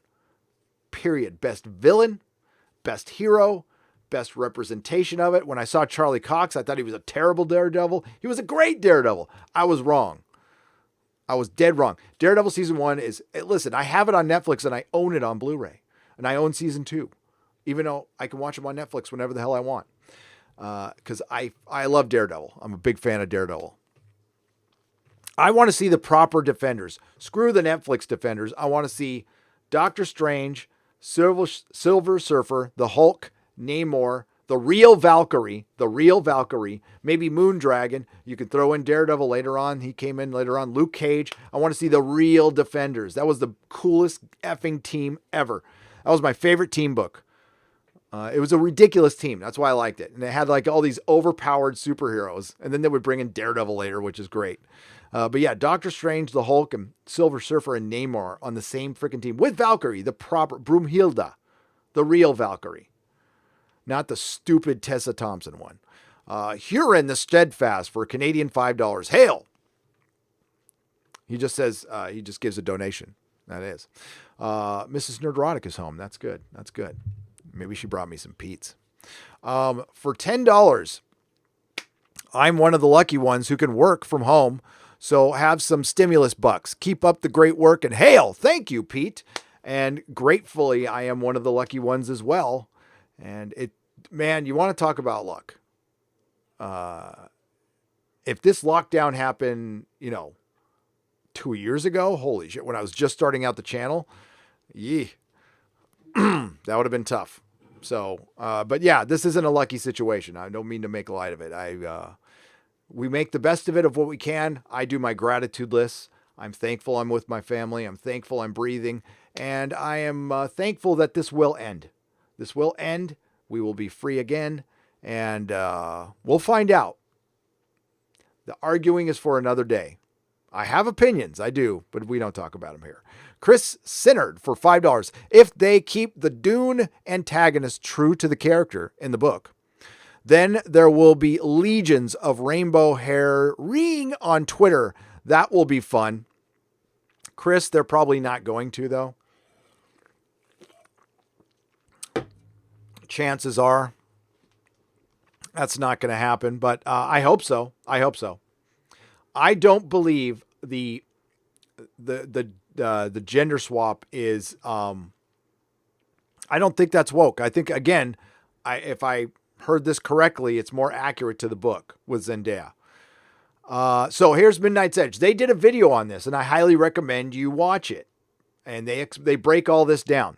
So Tom for Midnight's Edge, hail Tom for $2. Andre, Robert Meyer Burnett, and I don't know who SDR, sorry, have read the script. It isn't woke. Okay, I love I love Robert Meyer Burnett, but hearing that from Andre as well convinces me. We'll just say that convinces me. But I love Robert Meyer Burnett. The Big Red Bear for Canadian $5. If Dune fans get the movie they deserve, then they'll get a trash movie. Whoa! Dune's a lame book. That thing just did nothing for me. Ponderous is generous. Excuse me. Hiccups. Oh man, hiccups on a live stream. That's great. Hang on.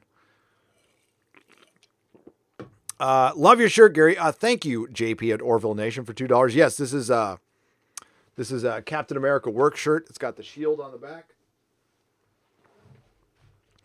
And I bought a bunch of these, and I used to wear these to work at the comic book shop. So I'm starting to wear them now. They don't make them anymore, but you can buy them, and they're by Red Cap. They're good. Dwight Schmitz for $2. Favorite Tolkien character? For me, it's Fingolfin. Fingolfin. I know I'm not pronouncing that right, but that's the way I've always read it. Fingolfin. Favorite Tolkien character? Ooh. Well, okay, besides Gandalf, you're going to be surprised. Gollum. I think he's tragic. I think it's absolute tragic. I don't know if Tolkien intended this, but Gollum is the perfect manifestation, representation of addiction. And I really, what he goes through with the ring is exactly what an addict goes through with meth, coke, whatever you want. I mean, it's a perfect representation of it. Now, I also like King Theoden. He's my favorite character from the film, aside from Gandalf, of course. King Fingolfin, no. That's interesting, yeah. The Comic Book Lad for Australian, $2. Hail, Gary from Australia. Mr. Simp will be the next new warrior. Oh, yes, Mr. Simp. There's so many things you can have. Simp Man, Mr. Simp, Professor Simp, Dr. Simp. Yeah. The Simperator. What other simp? That's probably going to get this demonetized, but I don't care.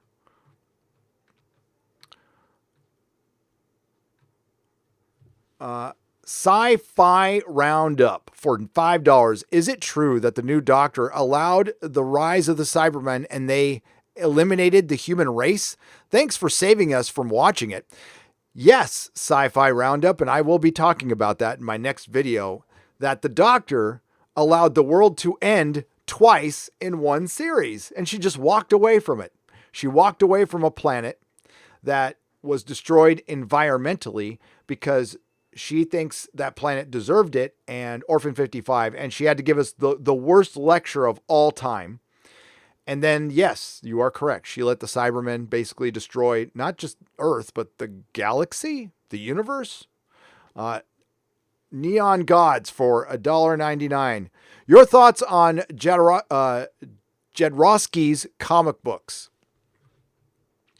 My knowledge is limited of that. I got into like the French comic books later on in life, and I love them. So I'm a huge Mobius fan. But I don't know much about, I know, isn't that the guy he did the designs for Dune. That's right, for Dune. But unless he was involved in any of the Valerian and Lorelei comics, which I got into about, 3 years ago, because I quit reading regular comics for a little while. So I went on Amazon and I found a bunch of them. Plus Valerian was going to come out, and I was excited about it. Because I like Luc Besson, and I knew that The Fifth Element was based on it a little bit, so I finally went and read the books. I love French comic books now. Absolutely, they are some of the best. Actually, if not the best.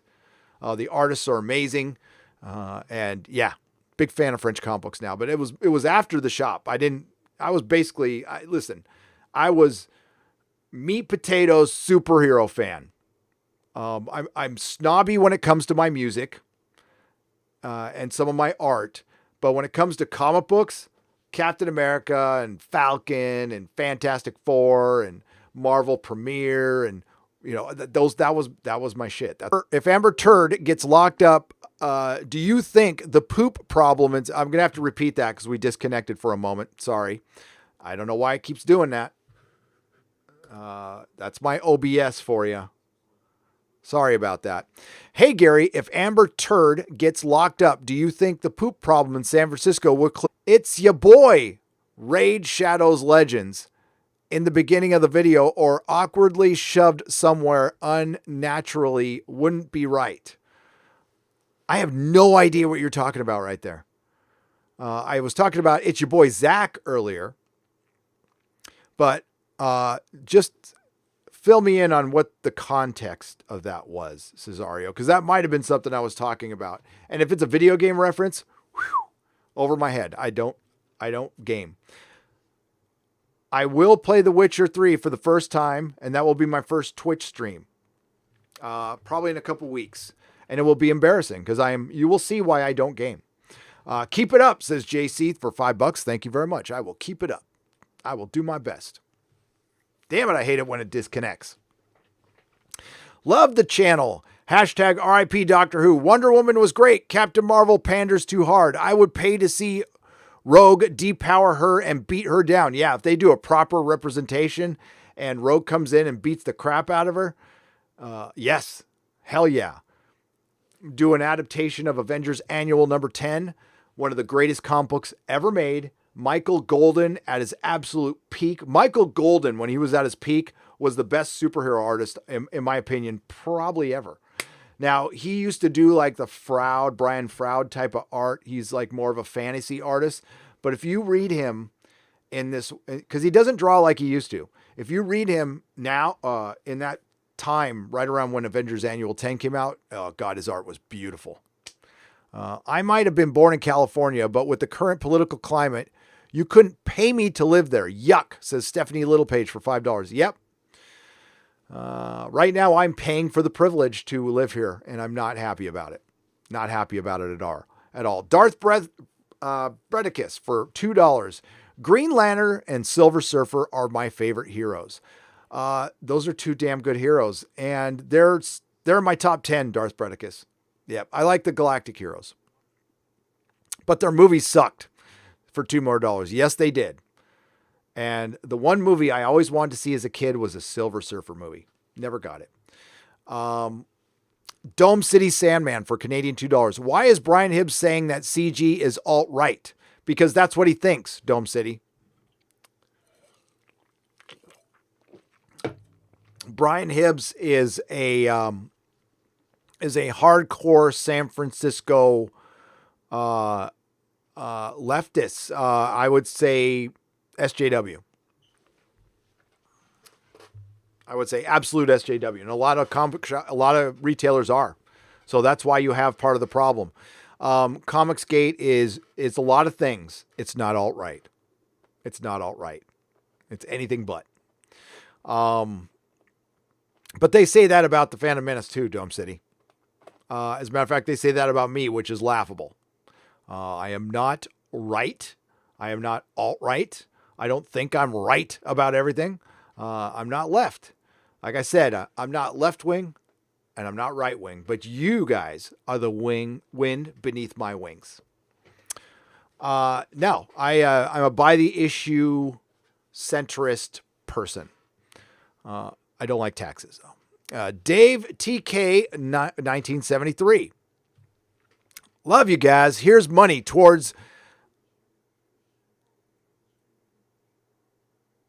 elocution lessons. Oh, towards elocutions lessons? Or you mean, oh no. Listen, I'm too late for that. Too late for that. All I'm going to say is this. For all the names I butcher, it's kind of a karmic thing, Dave. If you hadn't heard me pronounce my name, how would you pronounce my last name? Because it's pronounced Beekler. But if you see how it's spelled, I have yet to hear somebody pronounce. One person got it right. And that was, believe it or not, the one person who got my last name right was Giorgio Tsoukalos. The first time he saw it, he looked at it and he goes, Beekler. And I went, whoa. And it's because he knew it's a German and Swedish last name that has been bastardized when it came over here, when my family came over here. And he had recognized it. So there you go. This Nordic, I can't remember what he said at the same time, but yeah, Georgios Tsoukalos. For elocution lessons. Yeah, nah. I must be doing something right, Dave. I'm on YouTube. The Center for $5. You should do a video with Razorfist, the Rageaholic. He is a huge fan of Elric books, as well as being very critical of woke culture. The Center, I am a giant fan of his channel. I've been subscribed to Razorfist for years. And the reason I read the Elric books is because of his video. That's the reason I picked him up. He's good at selling stuff. What Razorfist does with his metal reviews and when he does those deep dives into Deep Space Nine and the comic books, that's exactly because he used to work at a comic shop. I think he used to work at Atomic Comics. That's how you sell comic books. That's how you sell anything. You love it and then you talk about it. And you have a deep knowledge of it. So yes, Razorfist is, I would talk to him anytime. I'll reach out to him. I don't know if he probably doesn't know I exist, and I don't know if he'd like me or not, but yeah, I'll reach out to him. I like him. Anders Whalen for 100 Swedish krona. Luke Cage is pretty good, the TV series. The first season was pretty good. The second season was boring. And quite frankly, the first season was only the first half of the first season with Cottonmouth. And then when they went past Cottonmouth, it wasn't very good. Some love from your neighbors up here in Lakeport, California. What's up? They can't mess with Dune. Only attempt to match its greatness. Long live the fighters. For $50, says Bobby Vicious. Yeah, people love or hate it. I have heard, you don't hear a lot of middle with Dune. Thank you for the $50, Bobby. I appreciate you. Hail. Dark Star 76 for $2. Here's $2 for mutual love of Cap and Golem. There you go. Yes, the character of Golem is, it's captivating. See, your villain can be captivating. Your female doctor could have been captivating. You could have made, I don't know, your female first officer in your bad Star Trek show could have been captivating. That takes talent, charisma, and good writing. The latter three are not involved in a new Star Trek right now. By the way, let me read what my Star Trek Insider said. Let's mix that in there. You want some good news, Star Trek Discovery and Star Trek Picard dislikers?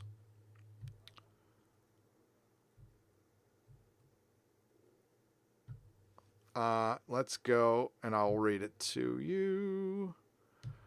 All right. Here we go.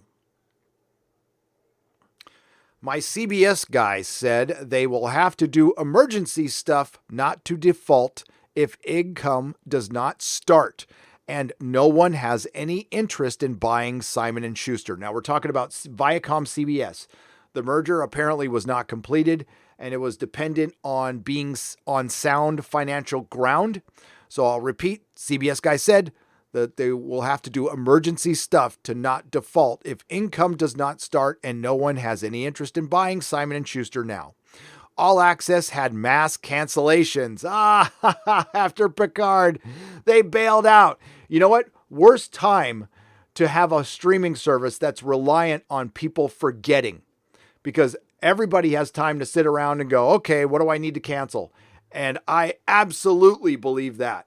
Mass cancellations as Netflix is picking up subscribers, Amazon Prime is picking up subscribers, YouTube is picking up viewers. YouTube remains the second most watched thing on the planet. Yes. As people can't afford it anymore, and they primarily had sports programming, which they were relying on, which has now gone. So they actually lost money on sports, but that much needed liquid cash. They actually lost money on sports, but was much needed liquid cash for the books. So that is gone. It's evaporated. So they actually needed a good franchise to rely on. Imagine having a very healthy Star Trek Picard. Something that's mass appeal. That's not just for adults of the progressive variety. or I don't want to disrespect anybody, adults of the bad taste variety. So at the end of April will be the A1 reports, and this shit is going to hit the fan. Everyone will have lost hundreds of millions, which means for CBS, another bloodbath. That goes on top of what I heard from my source that I know that I talked to in real life. Everything's on hold indefinitely. We're looking at if Star Trek Picard has not been canceled. I'm not saying that. But season 2 will not go into production for at least a year and a half. We're looking at 2 years to get Star Trek Picard season 2 with a 79-year-old lead.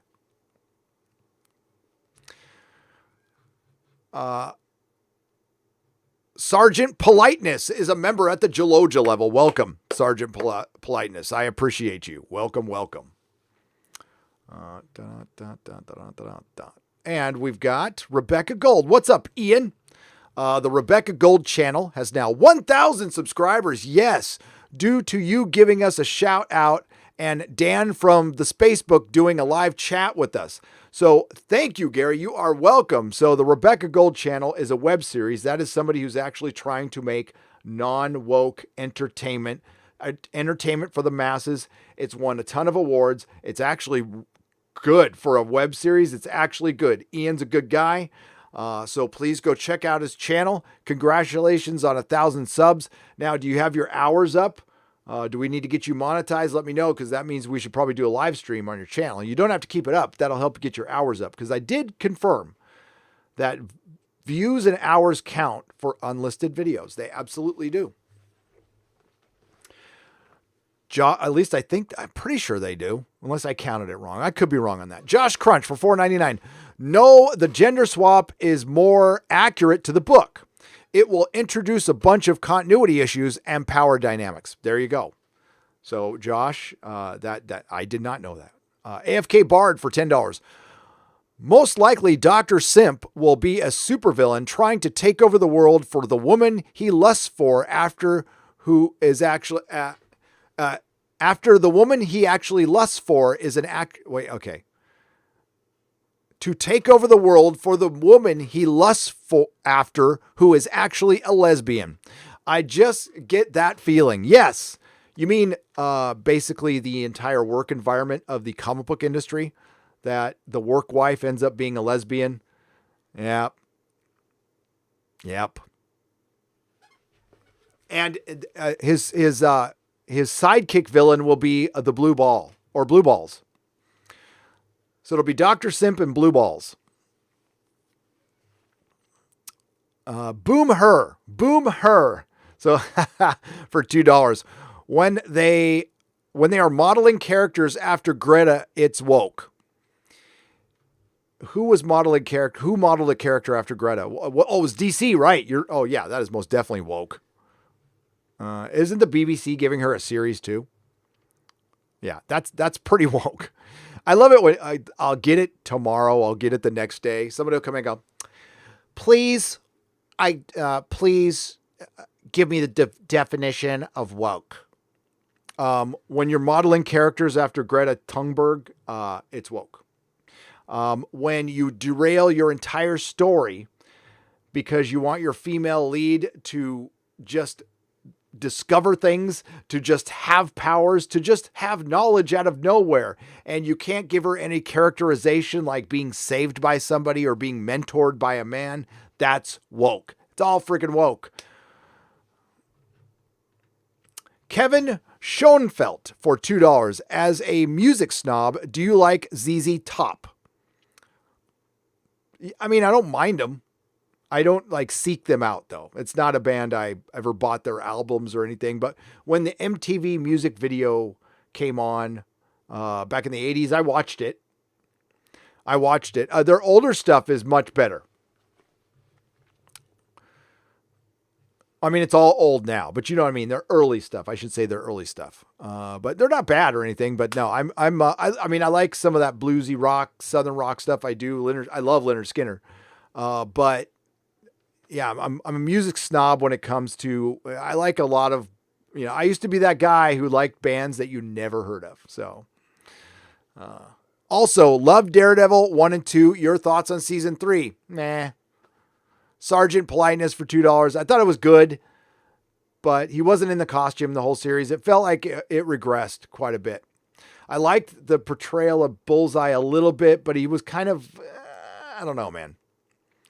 Yeah, it was okay. It was okay, but it was not great. Phantom Mercenary for $2, but it was setting up something good. It was setting up something much better. And I thought they kind of, they did some damage to the Kingpin as well. Do you like 40K? Also, I heard you ran a comic shop. Says Phantom Mercenary for $2. I don't know 40K. I don't like it or dislike it. I know nothing about it, but the 40K fans I know are crazy for it, and that's great. And yes, I did used to own a comic book shop. Nicholas Horton for $5. Rogue better have that Southern girl accent though in the MCU. Yeah, they'll probably cast a Brit to play her though. I don't understand. Well, I do understand why Hollywood always casts Brits for white male and white female parts.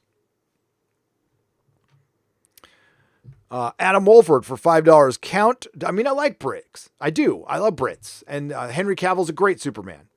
But I just wonder why. Tom Holland, he's okay as Spider-Man. I'm not a big fan of what he's good as Spider-Man, but I'm not a fan of what they've done to the character story-wise. Count Dracula is a sponsor. He is sponsored by Raid Shadow Legend free-to-play game, and now it has become a meme. Okay, gotta. And SDR is the script doctor. Thank you, Adam Wolford. Thank you, Adam Wolford. All right, I trust the script doctor too. Thank you for the knowledge. Yeah, I will not be sponsored by Shadow Legend free play. Nope.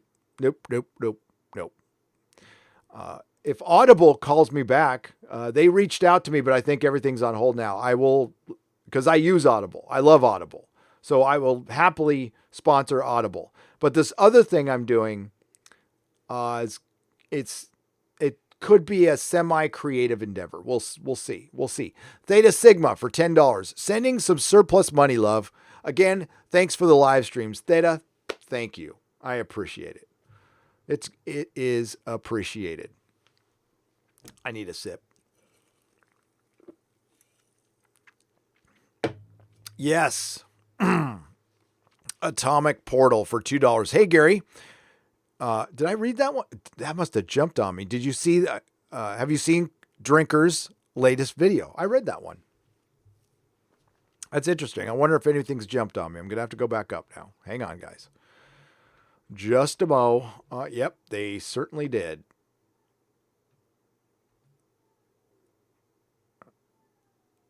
No, you just put that one in there twice. That's weird. Why did it do that?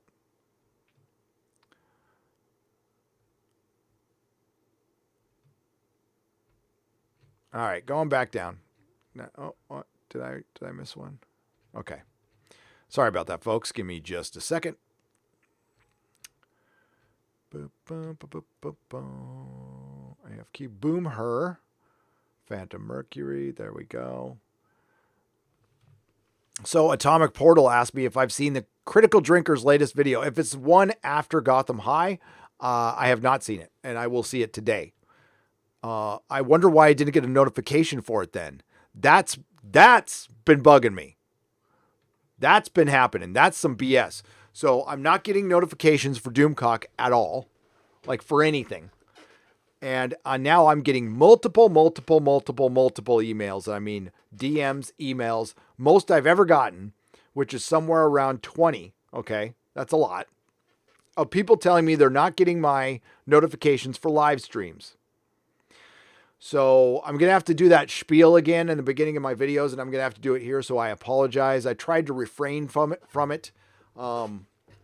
Because I just don't want to burn people out. I want to show my gratitude. So that's why I start videos by just thanking you for subscribing, thanking you for liking and sharing the videos. I am truly grateful, but I'm going to have to do the spiel of like, YouTube is not notifying the subscribers that take the time to subscribe and then hit the bell and then hit all. So I'm going to have to ask for that again because I'm getting so many messages, and it's in particular the live streams, which is bothersome. And I know it. I was unsubscribed to. I was subscribed to Mauler, but the notification bell was turned off for Mauler, and I just came across that. Hey Gary, whatever happened to Dark City TV show? It fell down the production black hole, Oberon, for 20 Danish krona, which is good because it's just a good movie by itself. It's a great movie. Love that movie. Vican is a member at the proto-molecule level. Thank you. Thank you. Darth Bredicus for $5. Always wanted to see Patrick Stewart as Silver Surfer, but now, hell no. Hoping for Keanu Reeves. Keanu Reeves would be a good Silver Surfer. He would. He would be a very good Norrin Rad. Peppermint oil capsule for £5. Mr. Beak, did you or Junior have a chance to watch Avengers Cybernauts? It helped me get over Doctor Who. I have been interested to know if a youngster likes it. I will have him take a look at it and let you know. I have not watched it. No. But I'll take a look. I'll take a look. And I will get back to you. I'll report back. I bought the 50th anniversary hardcover edition of The Lord of the Rings to complete my box set of extended DVDs. Thank you. Sefula Carmen for £5. I didn't even know that existed. I'm gonna have to find that. I have my very expensive leather-bound edition that's got 18 karat gold writing in it that I don't even touch. And then I've got my Bible versions, like a little version, and they look like Bibles. It's in a 3-pack, but I have to read it with my magnifying glass because it's so small and I'm freaking blind as a bat. Chris Mead with the super chat says, got my comics from Alterna today. First time since I joined the Army in 1987. Wow. See, people are still interested in comics. They still want to buy them, but they want, you know what? You got to make them for everybody. For everybody. If they make, I mean, for Christ's sake, IDW they had a socialist writing G.I. Joe. They had a socialist writing G.I. Joe. I will say it again. They had a fracking socialist writing G.I. Joe. And you wonder why people get pissed. And you know what? You could be a social. I don't give a shit. I mean, it's not smart, but I don't care. I don't care. I'm guessing they're not going to be a big G.I. Joe fan. Okay.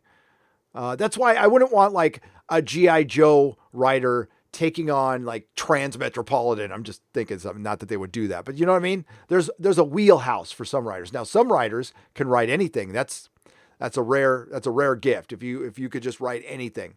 And then there's people who have a wheelhouse. Chuck Dixon has a wheelhouse. Has a wheelhouse. I forgot his name. Dude with the long hair, the socialist. I don't think he's got much of a wheelhouse because I don't think he's very good. But yeah, it wasn't G.I. Joe. Like Richard Meyer, if you had him writing G.I. Joe would have, I don't know about record sales, but it would be the best-selling G.I. Joe book since Marvel. It would. They don't do that, though, because they're afraid of him. They're afraid of the baggage he brings along with him, which is all that, all those customers, all those paying customers, such baggage. But you know what? He might end up writing it someday because IDW will fold and lose the license. Thank you for your consistently excellent content. Here's a $5 to keep the lights on. Thank you, Siri Causeway, for £5. Thank you. The one thing I want to talk about, I want to repeat this. All right. Ethan Van Sciver, Richard Meyer, while they can be controversial figures, the reason they're controversial is because we live in a new era where there is a bunch of snowflakes. It's a bunch of very, very insecure people who cannot handle any kind of criticism or ribbing. Does some of it go over the top? Depends on the person. But most of us, Richard's been in the military. Ethan is I think he's a lifelong comic book creator. Me and my friends, we give each other shit constantly. It's horrible, but that's what guys do. Is it okay all the time? No. Does that mean Comicsgate is perfect? No, but honestly, it's the same principle. Here, and it depends on the individual, really. But a hashtag is a hashtag. That's all it is. Now, if it's a group of people and they want to get together on Discord or Twitter, that's a whole different thing. That doesn't represent the entirety of the hashtag. But a lot of people like to conflate that. And they use it against others. They've used it against me with the Phantom Menace. Like if somebody who has used the Phantom Menace hashtag steps out of line in somebody else's eyes, then I get calls. Literally, I have other, I'll call them up and coming YouTubers, do 2-hour live streams asking me to comment and police people about a private DM that I wasn't involved in. That's the kind of world we live in. And that is SJW logic. It is. It is not my place to tell another YouTuber what to do, nor will I ever do that. Period. Now, I choose to associate with whoever the hell I want to, and nobody dictates that. That being said, my principle will be I try to respect the fan and the customer all the time.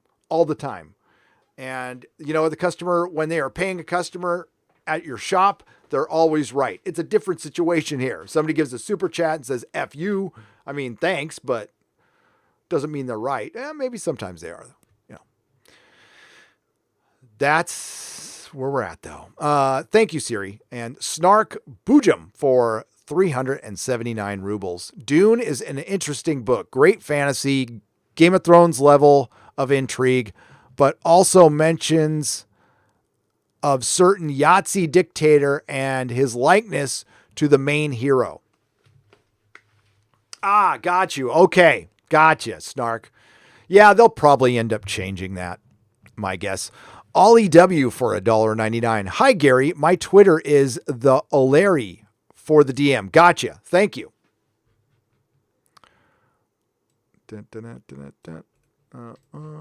Let's go check it out.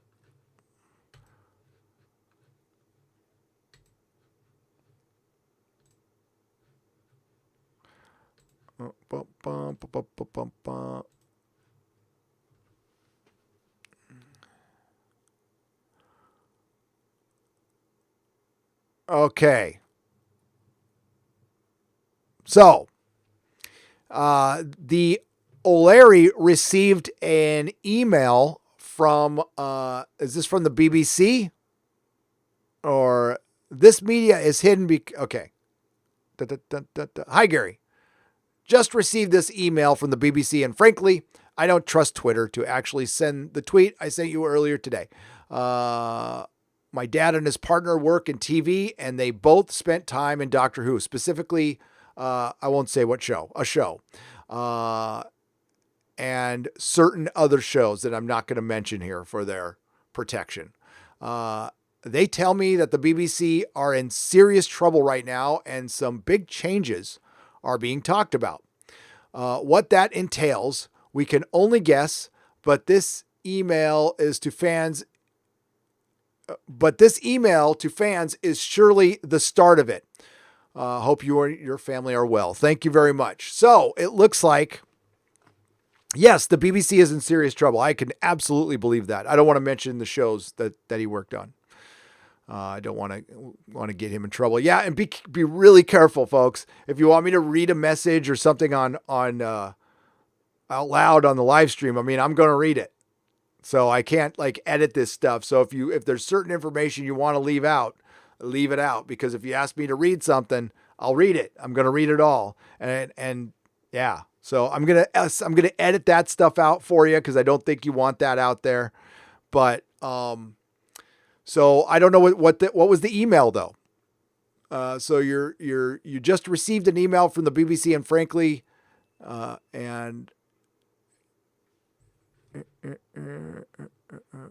okay, so here we go. Here's the email. There we go. Back in 2012, BBC Studios Voice launched a capture your feedback launch. Okay, hang on. I got to blow this up a little bit.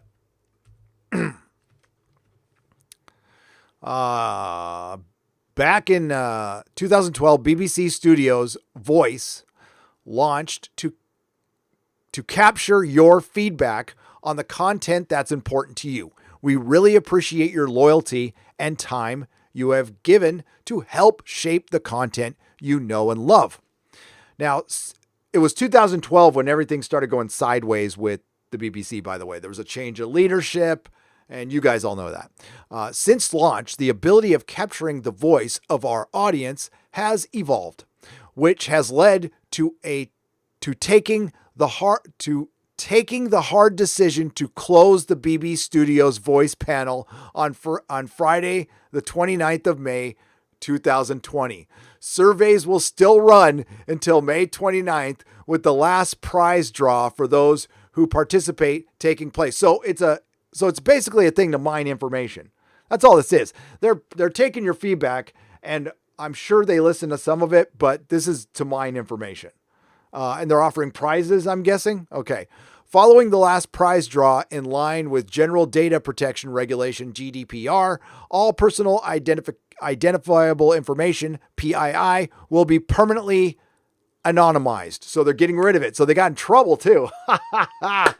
But there's a real reason, and I know what you're getting to on this. On behalf of everyone at the BBC Voice, we'd like to thank you for being a fantastic member of the panel online. I think it's a twofold or a threefold problem here. I think they were mining information, and maybe they got busted on it. It wouldn't be an EU thing anymore. I think more importantly, though, recently, it's probably been a giant shit show. People saw Doctor Who and have just been pelting it. And they just like, it's not worth it anymore. So much so we don't want to mine your information anymore. That's hilarious. That's hilarious. Dreary Nitpicker for $9.99. So my grandpa passed away after he had hip surgery complications, not the you-know-what. What upsets me is not being able to visit him and hold his hand and tell him how much I love him, and able to say goodbye. I'm sorry to hear that, Dreary. Send me an email. We could chit chat about it. I'm really sorry to hear that. And yeah, the hospitals were closed off. A friend of mine just had a baby, and the father couldn't go in until the labor started. So yeah, quite frankly, well, you did hear that they had they're closing down a lot of the emergency hospitals around. There's stuff going on. I don't want to get into it, but sorry about that, Dreary Nitpicker. And again, thank you for the $9.99 and condolences to your great grandpa. And I'm glad he watched. I'm glad he saw, and you guys got some enjoyment out of it. That makes me feel good. That makes me feel real good. Correction: the gender swap is not more accurate, says Josh. It's not more accurate. Okay.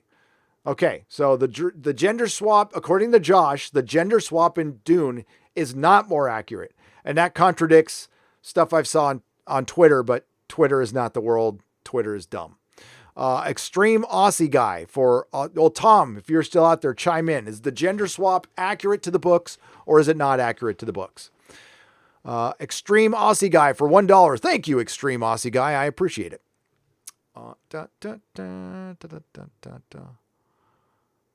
Oh, let's go over. We got to go over Batman real quick here.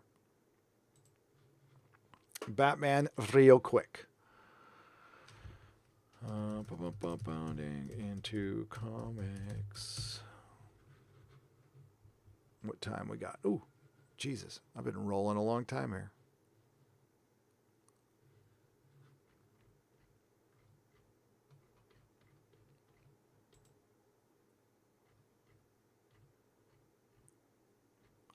Sorry, folks. So, yeah, I put Ezra in the Tyler. So, Ezra Miller has disappeared. Where is he? Where is he gone? Why is this not controversial? Why are they sweeping this under the rug? Is he protected because he's part of the alphabet community? I'm guessing yes.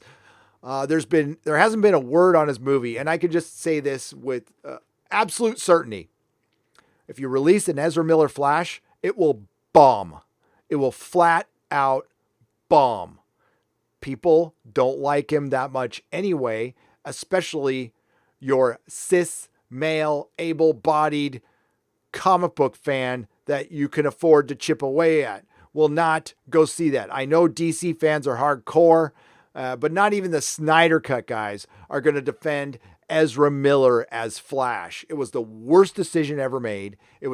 Listen, there's parts of the DCEU titles I like. There's parts of the Zack Snyder stuff I like. But you cannot defend Jesse Eisenberg as Lex Luthor and Ezra Miller as Flash. Horrible, horrible decisions. I like Ben Affleck as Batman, though. I do. I was vamping a little bit while I try to find the woke Batman. How does Bolstrek say it?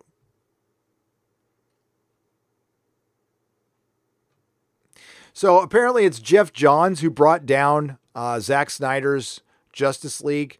Now, which puts a little bit of a line in between DC fans and DC film fans, because Jeff Johns has written some of the best DC comics of the last 20 years.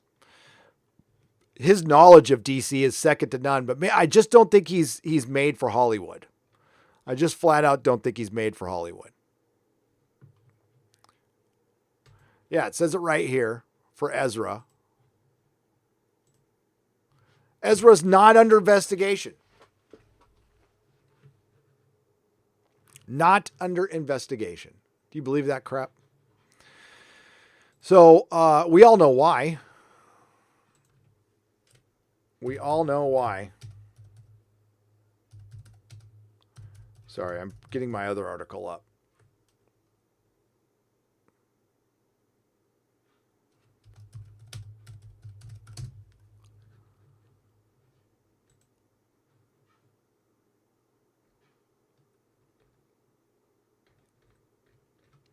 Shit.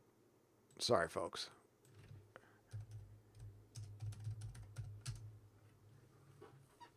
All right, so we got both of those ready to go. All right, let's go back to the Ezra one. Ezra Miller not under investigation for being charged with the choking incident, according to authorities.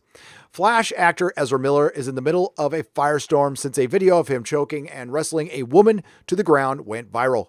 However, while his career might be in jeopardy, there is a silver lining for him. No police investigation is underway, and he isn't being charged. Now, this is Iceland. They are pretty freaking liberal with stuff right there, so I'm not surprised. A spokesman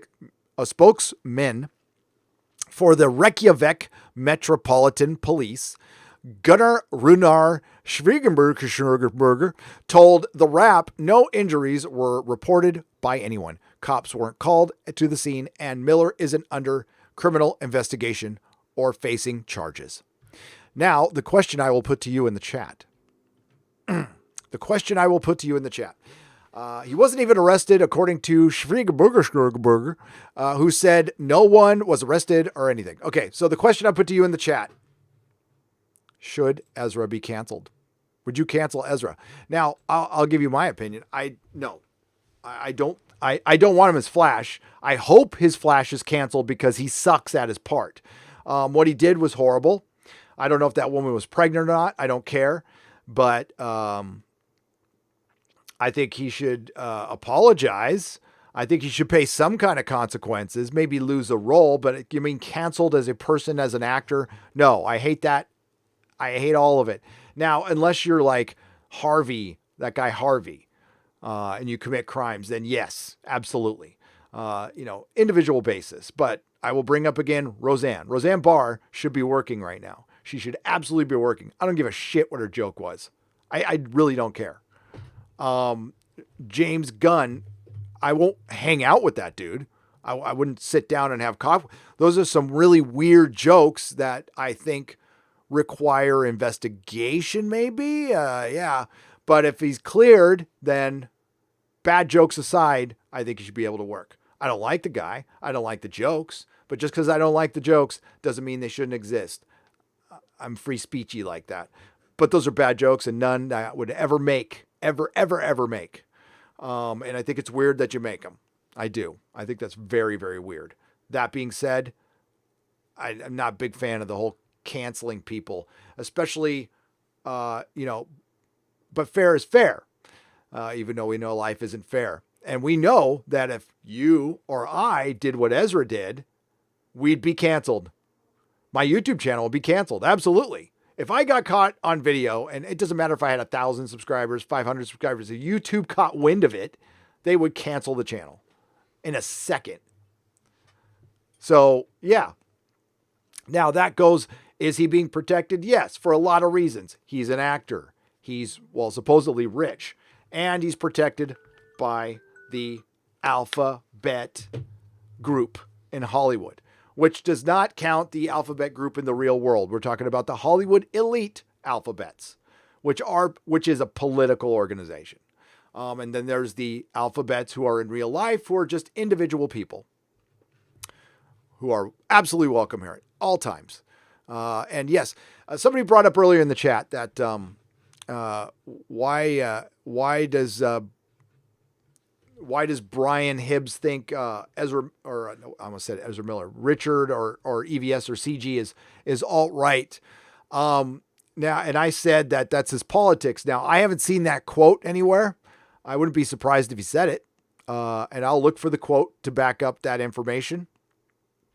And if it is, I wouldn't be surprised. I've always said, when Brian writes his blogs, he comes from a political point of view. So when it comes to just the numbers, you want to listen to him. When it comes to his political pontificating, like he does in that Tilting at Windmills, you got to consider that is he is lockstep with mainstream media and stuff as far as his point of view.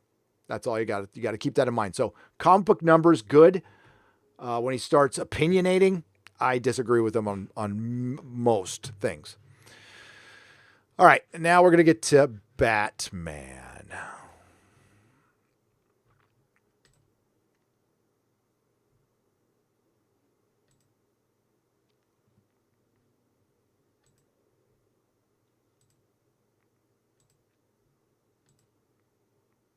Where'd it go? Gosh, got it. Hang on.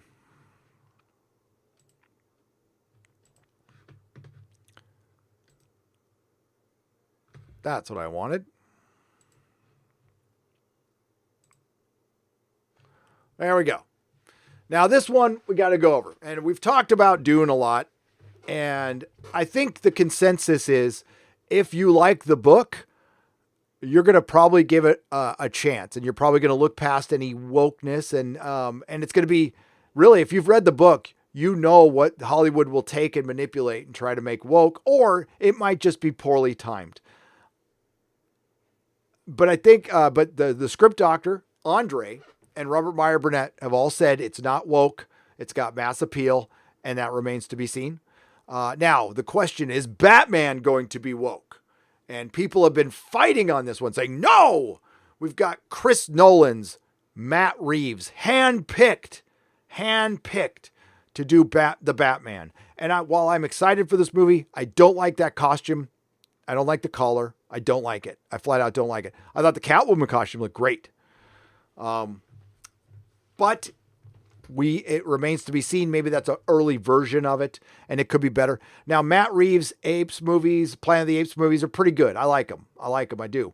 But before I even embark on this article, you have to consider Jar Jar Abrams. That's right. You need to consider the J.J. Abrams Bad Robot. You have to consider J.J. Abrams and Bad Robot in this situation. The Bad Robot factor. That's the word I was looking for. The Bad Robot factor. Because DC wasn't woke in their films prior to Jar Jar's arrival. I want to keep that really freaking clear. Wonder Woman, which could have been a woke fest, wasn't. Batman and Superman, you like them? Whatever, it doesn't matter. Wasn't woke. Justice League wasn't woke. Shazam wasn't woke. Aquaman wasn't woke. These were just superhero movies. Now we could debate on how good they were objectively. I enjoyed Shazam and Aquaman probably because they weren't woke. But I got to get his name right here. Yeah, I want to get his name right here. Me Too, Warner Bros. Kevin Tushahari. Kevin Tushahari was in charge. And Kevin Tushahari is no longer in charge at Warner Brothers. Now they have a new CEO, and apparently he's not so bad, so that's good. But Kevin Tushahari was driven off by J.J. Abrams' wife, who is one of the architects of the Time's Up Me Too era in Hollywood. And just because Nolan is associated with something doesn't mean it's not going to be woke. I give you Westworld, which is produced by his brother, and it's incredibly woke. So could Batman be woke? Hell yes. You want to know why? Jar Jar Abrams. He is going to be the secret architect of DC from here on out. They paid the man $500 million to help develop superhero films, and he's not just directing Superman. He is going to be the architect of what goes ahead. And it sucks because we just had the success of the Joker, and they're going to give it to that hack who is going to destroy this stuff, and DC fans deserve better. Matt Reeves is a bad robot disciple. He's one of the better ones, I'll give you that. And I'm taking a wait and see with Batman, so I'm not going to judge it. But for those of you who think there's no way it can be woke, that you're kidding yourself. You're absolutely kidding yourself. There's a huge, giant possibility it could be woke. It also could not be woke, and I hope it's not. But please do not tell people that they are seeing ghosts or they're looking around the corner. You're just seeing SJWs anywhere. No. Nobody said SJW. We said woke. And most definitely Batman could be woke because Bad Robot is now involved. And look what they did with Star Trek. Look what they did with Star Wars. So please, we can at least table the argument until we see the movie. We can debate. I don't think it's debatable that there's a possibility Batman could be woke. That's it. Now we'll go to this article real quick.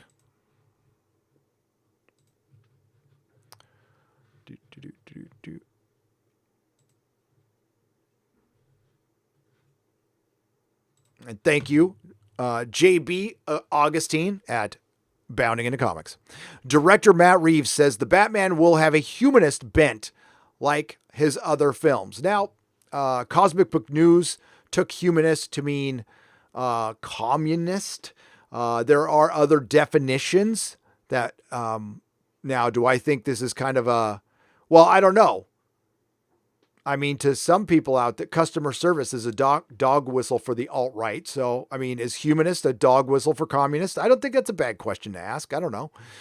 Matt Reeves spoke on his vision for the Cape Crusader in Gotham City, now that he has free time to do so, and discussed how he pitched the movie. Talking with the Nerdist, the Shillist, Reeves explained he pitched the Batman the way he does. Reeves explained he pitched the Batman the way he does all his movies, including, most notably, Let Me In and his Planet of the Apes series.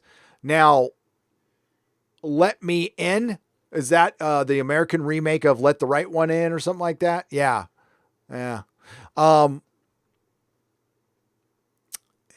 He tries to find a humanist angle. So you try to make your character what? Human, accurate, authentic. Now, I don't know if you guys have ever heard Matt Reeves talk, but he has the voice of a 14-year-old boy. I'm going to pitch he sounds like he's in puberty still. I'm going to pitch the version of Batman that I would do, which is going to have a humanist bent, Reeves says. And who knows if that'll have any interest. It's unclear what Reeves means here about the film having a humanist bent. The word humanist has multiple definitions. According to the American Humanist Association, humanist is a progressive philosophy of life that, without theism or other supernatural beliefs, affirms our ability and responsibility to lead ethical lives of personal fulfillment that aspire to the greater good. In other words, you don't need a God to be morally sound, okay? It's for atheists or agnostics, which is still kind of believing in a God. Good without God. However, there is also Renaissance humanism, which is the study of classical antiquity and was a program to revive the cultural legacy of classical antiquity. It was predominantly centered in Italy, in cities such as Florence, Naples, and Rome. This humanism included members such as Pope Pius II. Oh, yeah, we all know about him. Sixtus, the seventh, and Leo the 10th, and had and had a focus on understanding and translating early Christian texts. I don't think it's that one, JB. I'm just going out on a limb, and I don't think it's going to be a Renaissance Batman who's looking back at classical antiquity. I think it's going to be the good without God Batman. So you're going to make Batman an atheist, essentially. Karl Marx also described communism as naturalized humanism. Oh, sure. Humanism is the denial of God and the total affirmation of man. Humanism is nothing else but Marxism, communism, is naturalized humanism. And then you got Red Sun Batman right there. Reeves added he would have taken it in stride if Warner Brothers turned him down. If they don't, then I won't do it, and that'll be okay, the director said. I was really lucky that they said yes. So if it is indeed, I mean, how do you work out a communist billionaire? Oh, it's called a dictator. Sorry. He disclosed it is the emotion of a story he disclosed it is the emotion of a story that gave him the drive to make something. All his technical circuits start firing at this point. He added he'd be lost otherwise. It's not even like that's an approach that I take, like it's some kind of idea. Wouldn't it be great? It's sort of the only thing that allows me to understand how I do it. I only understand where the camera goes and how to talk about the story. Oh my God, this is some self-important, pretentious shit. Oh, I'll try to get through it. How to write the story, how to talk to actors. If I understand emotionally what it is I have to do, otherwise I'd be lost. What the fuck did he just say there? What are you talking about? That is Hollywood pretentious, narcissistic, gobbledygook crap. If I understand emotionally what it is I have to do, otherwise I'd be lost. I go where the camera goes. That's how I talk about the story. You know, basically he said, I do what I do because it's a thing I do. And when I do it, it does. So when the thing does, I do it. Actors act. I pick up a camera and I, film some shit, and then I go in and I edit it. And he's trying to make it sound like it's this really important thing. I'm making a piece of art, a Batman film, because the world needs another Batman film. And this Batman film is going to be humanist. He's going to be a communist billionaire. Awesome. Great. I hope I'm wrong on this one. I do like the fact that they want to avoid, as for the characters, Reeves detailed what drew him to explore the brokenness of Bruce Wayne, wanted to avoid an origin tale. Good. Reeves was intrigued by the struggles that form Bruce as well as his unconscious shadow self. You mean the Bruce Wayne part? Because that's the Bruce Wayne part. The unconscious shadow self is Bruce Wayne. I hope they get that. So, it's great. I'm not going to read that whole thing. Go to Bounding into Comics. Check it out. I love Batman. Fucking humanist. I take a humanist approach to my directing. I go where the camera takes me because it's an emotional thing to turn on a camera and pretend. So when we're turning on a camera and we're filming people pretend for a living, it's this magnanimous approach to an ethereal spiritualness that I find is quite fulfilling. It counterpoints the surrealism of the underlying metaphor. Fuck off, pretentious ass. Sorry. I'm sure he's a nice guy. I shouldn't say that, but Jesus Christ. See, that's why people like Zack Snyder. Zack Snyder doesn't speak like that, okay? Zack Snyder goes, dude, let's make a fucking Batman movie. Yeah. You know what? I'd rather have that. Sorry. There you go.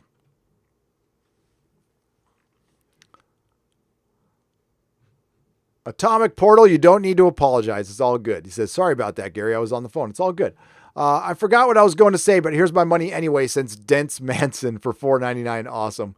Extreme Aussie Guy for $1. Thank you. Hail. Correction. Okay, I got that. Boop, boop, boop. Drew Nitpicker. We have little to no cases here. Drew Nitpicker says, we have little to no cases here, but how much are we willing to sacrifice our humanity for fear? Sorry, I'm willing to risk my life to say goodbye. That depends on the individual. Here's the problem.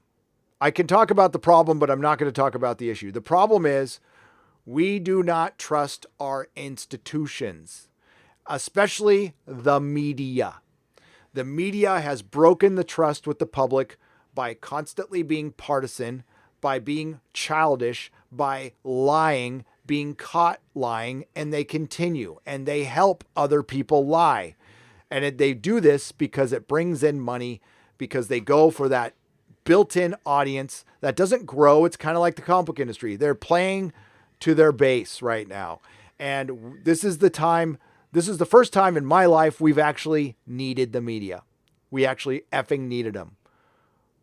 I don't even think we need, maybe for some wars, but honestly, how much did they help us during those?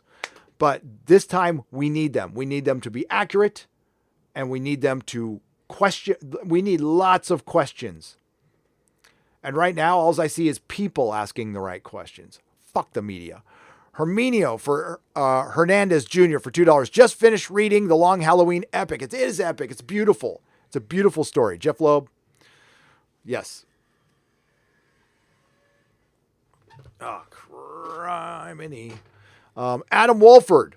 Hey, Gary, check out Warhammer and Voldemort's Guide to Warhammer. Luton 09, 40K Theories for your guide to Warhammer 40, Dark Grim, Far Future. Adam Wolford, someday. I will thank you for the $5. Someday. Maybe when I open up the shop and I have more time to read, I will check it. I will check it out. A lot of people want me to check it out. It's just, man, that is too big to get into right now. My schedule is like right now. I've got to think about ending this pretty soon because I've got to get recording. I've got a Star Trek Picard video that's like a week late. Epic Coyote. Gary, will you make your own comic? You have the right mindset for it, says Sergi Berengard for $5 Canadian. I have. It wasn't good. It was back in the 90s, but I have. I have a story in my head that I've been working on all my life. Maybe. Not right now. I want to focus on the channel and integrating a store into the channel eventually. But right now, it's just about entertaining you guys and having fun. But yeah, thanks. I appreciate that. Epic Coyote for $10. I work in the game industry and I feel for the comics industry. The Ubers left are trying to take over video games as well, but they have faced stark opposition. Insulting customers gets you fired. Hail! Keep doing that, game industry. Epic Coyote, hell yeah, for $10. Josh Krushk for $4.99. Plenty of powerful women in Dune. Only reason to swap is virtue signaling, and it causes continuity issues within the varying power structures. So that was a woke gender swap, and it was unnecessary because there's already a built-in matriarchy. And yeah, then that's a bad move, and that is a woke move. That is a woke move. If you didn't need to do it, because there's plenty of women in there anyway, and you just wanted to get Zendaya in, what the hell? Hang on a second. I got too many windows up. I'm sorry, bounding into comics ads. Those ads, man, they kill. There we go. All right.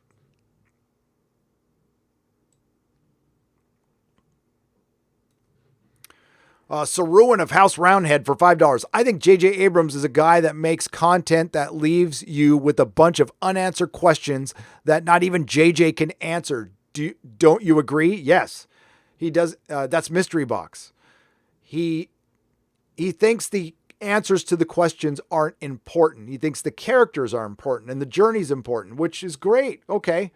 Problem is, he doesn't develop good enough characters. He doesn't give anything time to breathe. He's terrible at characterization. He's not a good filmmaker.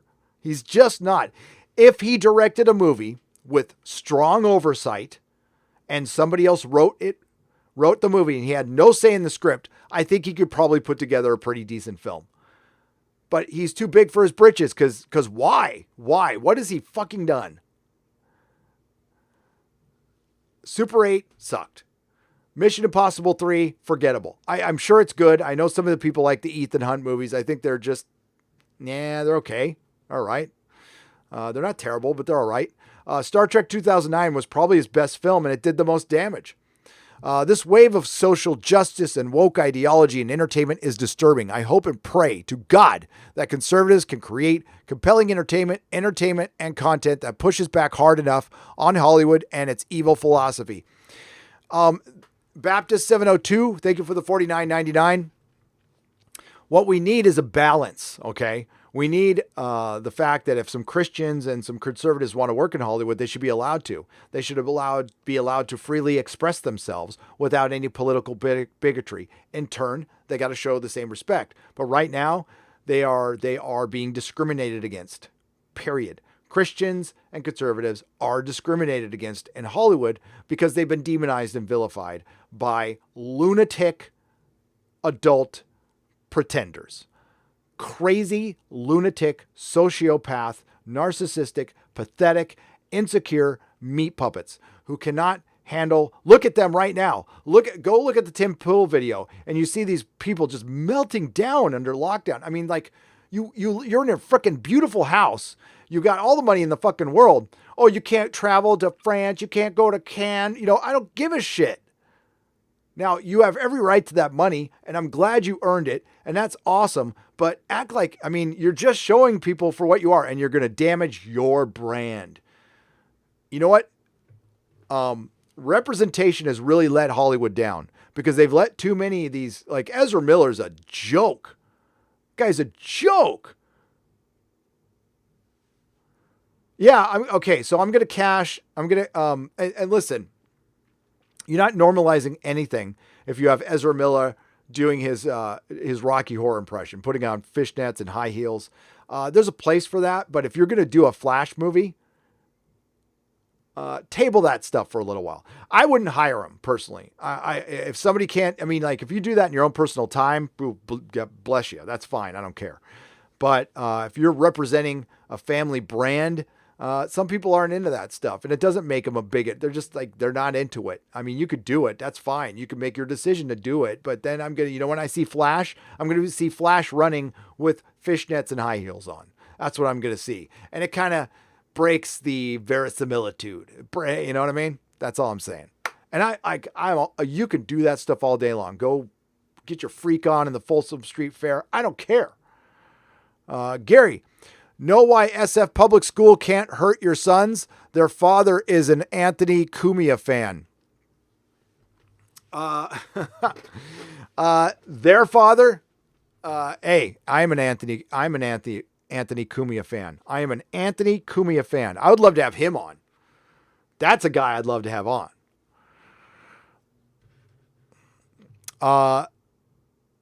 So I guess mass red rum is a humanist approach to population control. So what are your grandparents, Gary? So what your grandparents, Gary, was the humanist thing. Oh, what my grandparents went through was the humanist thing to do. Wow, we live in a lie, says Drew Nitpicker. Yes. So when my grandparents and my great grandparents were forced off their land under threat of murder and ran out of a country because of that humanist ideology known as communism. That's right. The reason I'm here is because, well, kind of roundabout. I'm adopted, but my adopted family came here. They were German farmers in Russia, and they had to flee the Bolshevik Revolution because their lands that were given to them by the Tsar at the time to help the Russians farm because they didn't know how to farm. And when the revolution came, the state took over all that stuff. You can't own land, man. Yeah, you can. Try to take it away. I Can 1906 for $5. Dude, what was up with that Wolverine Cyclops pic on Twitter you and Doomcock were talking about? Well, I assumed it's real because they are going to be in a bisexual relationship. Don't believe me? Hang on. Here you go.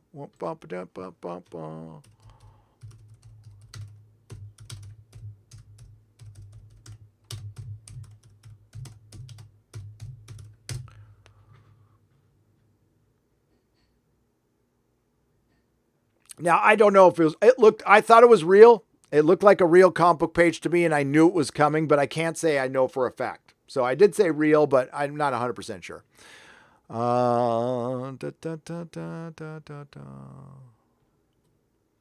Here we go. Here's a good headline for you. Here's a good headline. This is why the comic industry is fucked. And this is why superhero movies are fucked. Deal with it. Deal with it. Wolverine might be a sexually fluid mutant in a throuple. Is that a word? A throuple? A throuple. Is that supposed to mean a couple? Yeah. You know what? Tell me one time in the history of mankind any of those has lasted ever. Maybe 10 in the history of mankind.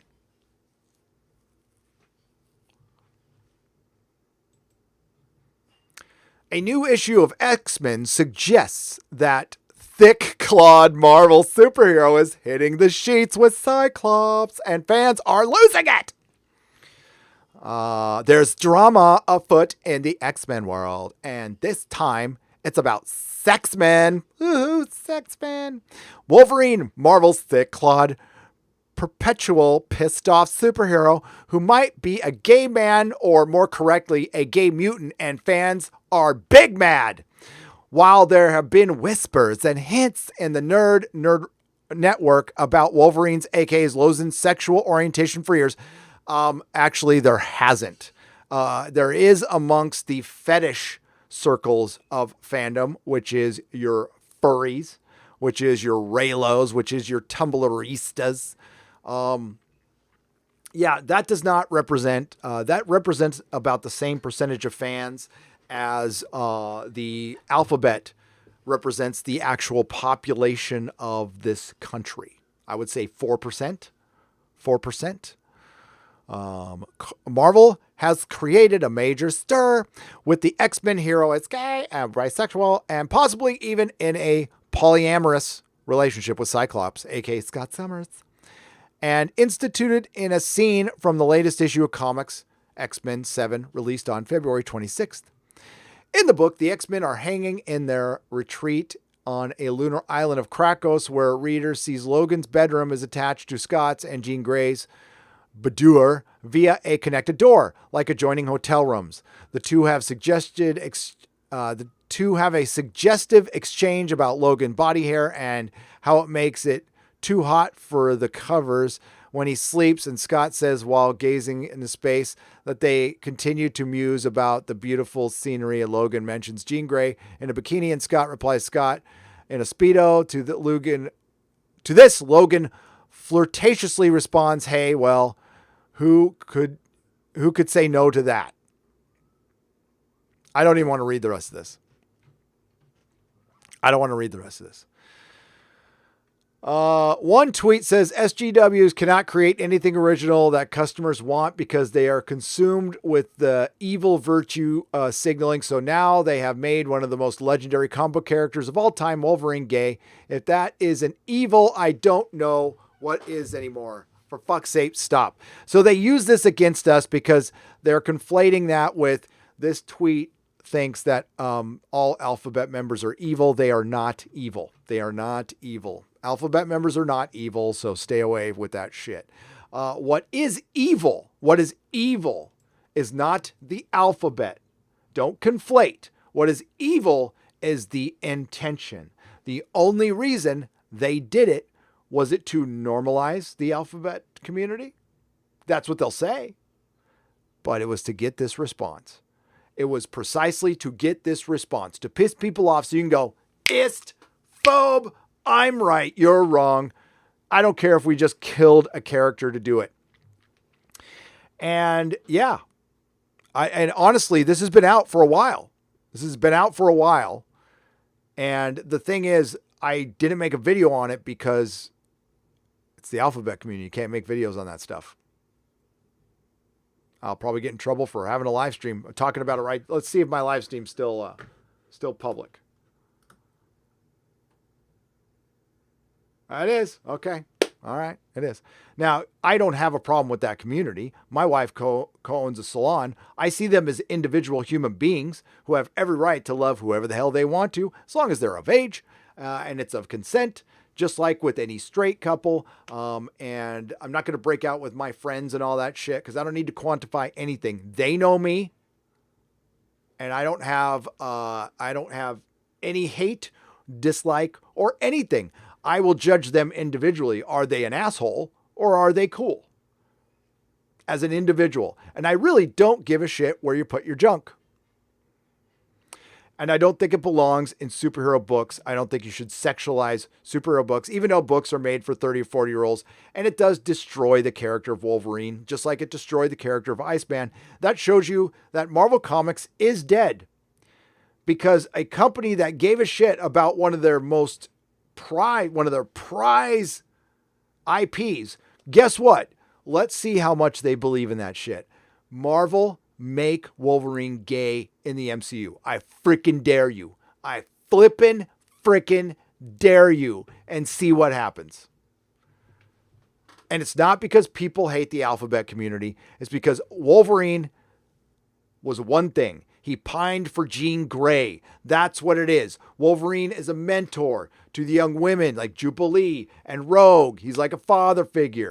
There's no need to overly sexualize. You know what? We don't have to put him in a straight relationship either. I don't give a shit. That's not why I watch MCU films, period. And they're getting bad anyway. So go ahead. Friggin' do it. Make my frickin' day. And you'll just prove. And you know what they'll say? The same as the BBC saying. Oh my God, all those bigots. All those bigots. Bigots, bigots, bigots. You know what? Take a book and don't not snowflake and safe space, you assholes. Take a book, create some characters, some real characters, and have a good mix. Have a straight man and just all flavors and make a serious book. And you know what? Make one of the characters gay. Go right ahead. Start from scratch. Make one of the characters gay and put your best writer on it. Put your best artist on it and make a good story first. And people will support it all day long. You know what? Nobody had that big of a freak out about North Star. I don't remember it. I remember the first time I heard it, I went, It's an X-Men book. Kind of figures, you know? But Wolverine? Okay. You done fucked up, Marvel. But you're right in your head, so good for you. Good for you. And the shit doesn't even count in my head. I don't care. I still love old Wolverine. I'll read the old comics. For me, Marvel died when Disney purchased them. That's my end. Marvel ended right there for me. And it's damn near 50 years, 40, 50 years of storytelling that I'll never get through in my lifetime. So I'm cool. The story ended. It ended poorly, but it ended. I'm fine with that. I'm still building my back issue collection. I'll never be done. And that is the most fun. There's many, many times I could have been done with collecting my full runs of stuff. I like to have full runs, complete runs of Fantastic Four and everything. And I'm not done because I don't want to be done. I've had multiple chances to buy a complete run of this or that and said no because I want to piece it together. It's fun. I don't want to take away all my fun. So there you go. Fuck that. Yeah, sorry.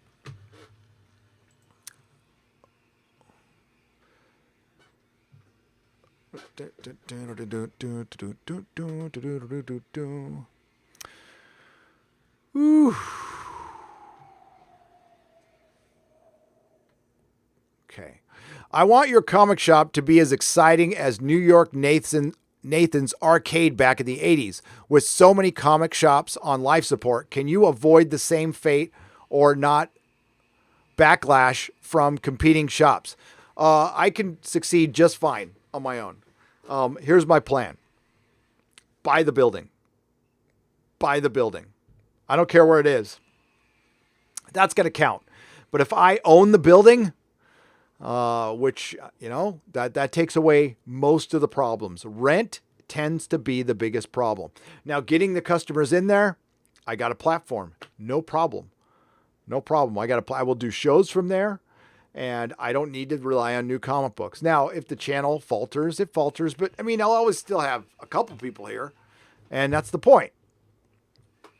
And it'll a place we can meet up. And it'll be kind of like a studio, and we'll have a shop there, and we'll do watch parties. I'll do kids' birthday parties. I have and I won't be open all the time. It'll be my banker's hours that I did before, like 12 to 5, 12 to 7. I'm not getting there before 12. And that way I can still do my videos and do live streams and do a live stream in the morning, do a Nerdrotic Nooner in the morning, open up the shop. Boom. That'd be great. It's all working out in my head. Now I got to look at the real practicality of it. And right now it's just the planning phase because I'm not doing anything right now. Not doing anything for a year. Anthony Cumia, the Tunisian knife fighter. I'm talking Junglist. I don't know who that is. I know who Anthony Cumia is, from the Cumia Network, from Opie and Anthony, Junglist. Andre, but I don't know. I don't know the reference there. It might be from the show, but I don't catch the show as much as I used to. I used to watch it daily. But since I started this, it's like once in a while. I just saw him on Crowder too. Andre Fantastique for $5 Canadian. Are you familiar with YouTuber Literature Devil? Yes. He is a master at explaining what's wrong with comic books today. You have to get him on the show. I think I got to see what his logo is, because I think I was just on a stream with him.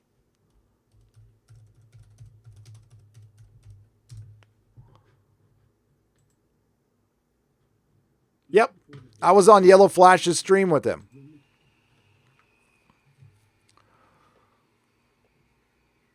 I knew who that was. I got to Yellow Flash's stream late. I did. I'm sorry. I had to. As a matter of fact, I got to wrap things up. I really got to wrap things up. So, But yes, I will have Literature Devil on. He was great. He tried to take Gotham High seriously, so bless his heart. And he made the story better as we were going along. He kept on adding things. I'm like, well, I would have read that. So you know what? I should bring him on a Friday Night Tights. Does that sound good, Andre? I think we should bring on the Literature Devil soon, very, very soon. Next couple weeks. I'll shoot him a message and see what he thinks. Joseph Strasner for $10. Bros joke like that all the time. It isn't gay. And that's what it might be, Joseph. But we've been reading comic books from Marvel for the last 3 years. Can you blame anybody for thinking that? I doubt that was it. The sad thing is I have many friends who are independent contractors who are hired to help Disney, Sony, Paramount, etc., who are going to lose their livelihood. California Bill AB 5 plus woke Hollywood equals suck. Yep, Cody Monkey. What got caught up there is the truck drivers and the caterers and the costume designers. And yeah, that's hot tea, by the way. Mrs. Nerdrotic just brought in some hot tea. Oh, that's good. That's good. And I'm sorry, but we didn't create this mess. Hollywood created this mess. I am no longer going to even accept that fans did anything wrong here. We are the people who support you. We give you money. You pissed a lot of us off and you told a lot of us to fuck off. And guess what? Now you're going to come out with your fucking handout and we're going to tell you to fuck off. Do you blame us? So you know how you want to know how to get us to not say fuck off? Change your ways. Change your ways. Stop being so sheer fucking hubris. Stop being filled with hubris. Swallow your pride. Swallow your fucking pride. Understand that half of the country isn't the devil. And start mending fences or don't have a job. I don't care at this point. I can get entertained by YouTube. I can just watch YouTube. I mean, I don't know what I'll talk about. I'll just fucking talk about my life. I don't give a shit. I'm over this stuff, though. I'm over it in comics. I've walked away from comic books, and I will continue to walk away from a lifelong love because of a trend, because of a little trend, and because some guys wanted some work wives. That's it. Because some really lonely, lifelong comic book freaking writers wanted to know what it was like to work around a woman once in a while. And good for them. We need more female representation. Proper. Actual. Not this fucking fake shit that has been going on in entertainment for so long. It's virtue signaling. It's vanity causes. It's not honest diversity. It isn't honest inclusivity, using the words of the great Eric July. It's dishonest. All of this is dishonest. If Brian Hibbs did indeed say your boy Zach and EVS are alt-right, well, he's dead fucking wrong, because I have talked to both of these guys. I would not mention or shout out anybody who is alt-right. Now, that's that conflation. That's that lie. Brian knows they're not. He absolutely knows they're not, but he uses that terminology to help perpetuate the lie. That perpetuates the problem. I don't call Brian Antifa, although he probably sympathizes with them greatly. Somebody who would come and burn his shop down, he would sympathize with. By the way, there was a break-in at a shop, a lockdown break-in, and these are starting to happen, folks. These are starting to fucking happen. And that is, you know what? Breaking into a man's shop or a woman's shop when they're locked down and they can't even get there. Fuck you, by the way. I am mad. Fuck you. You're scum.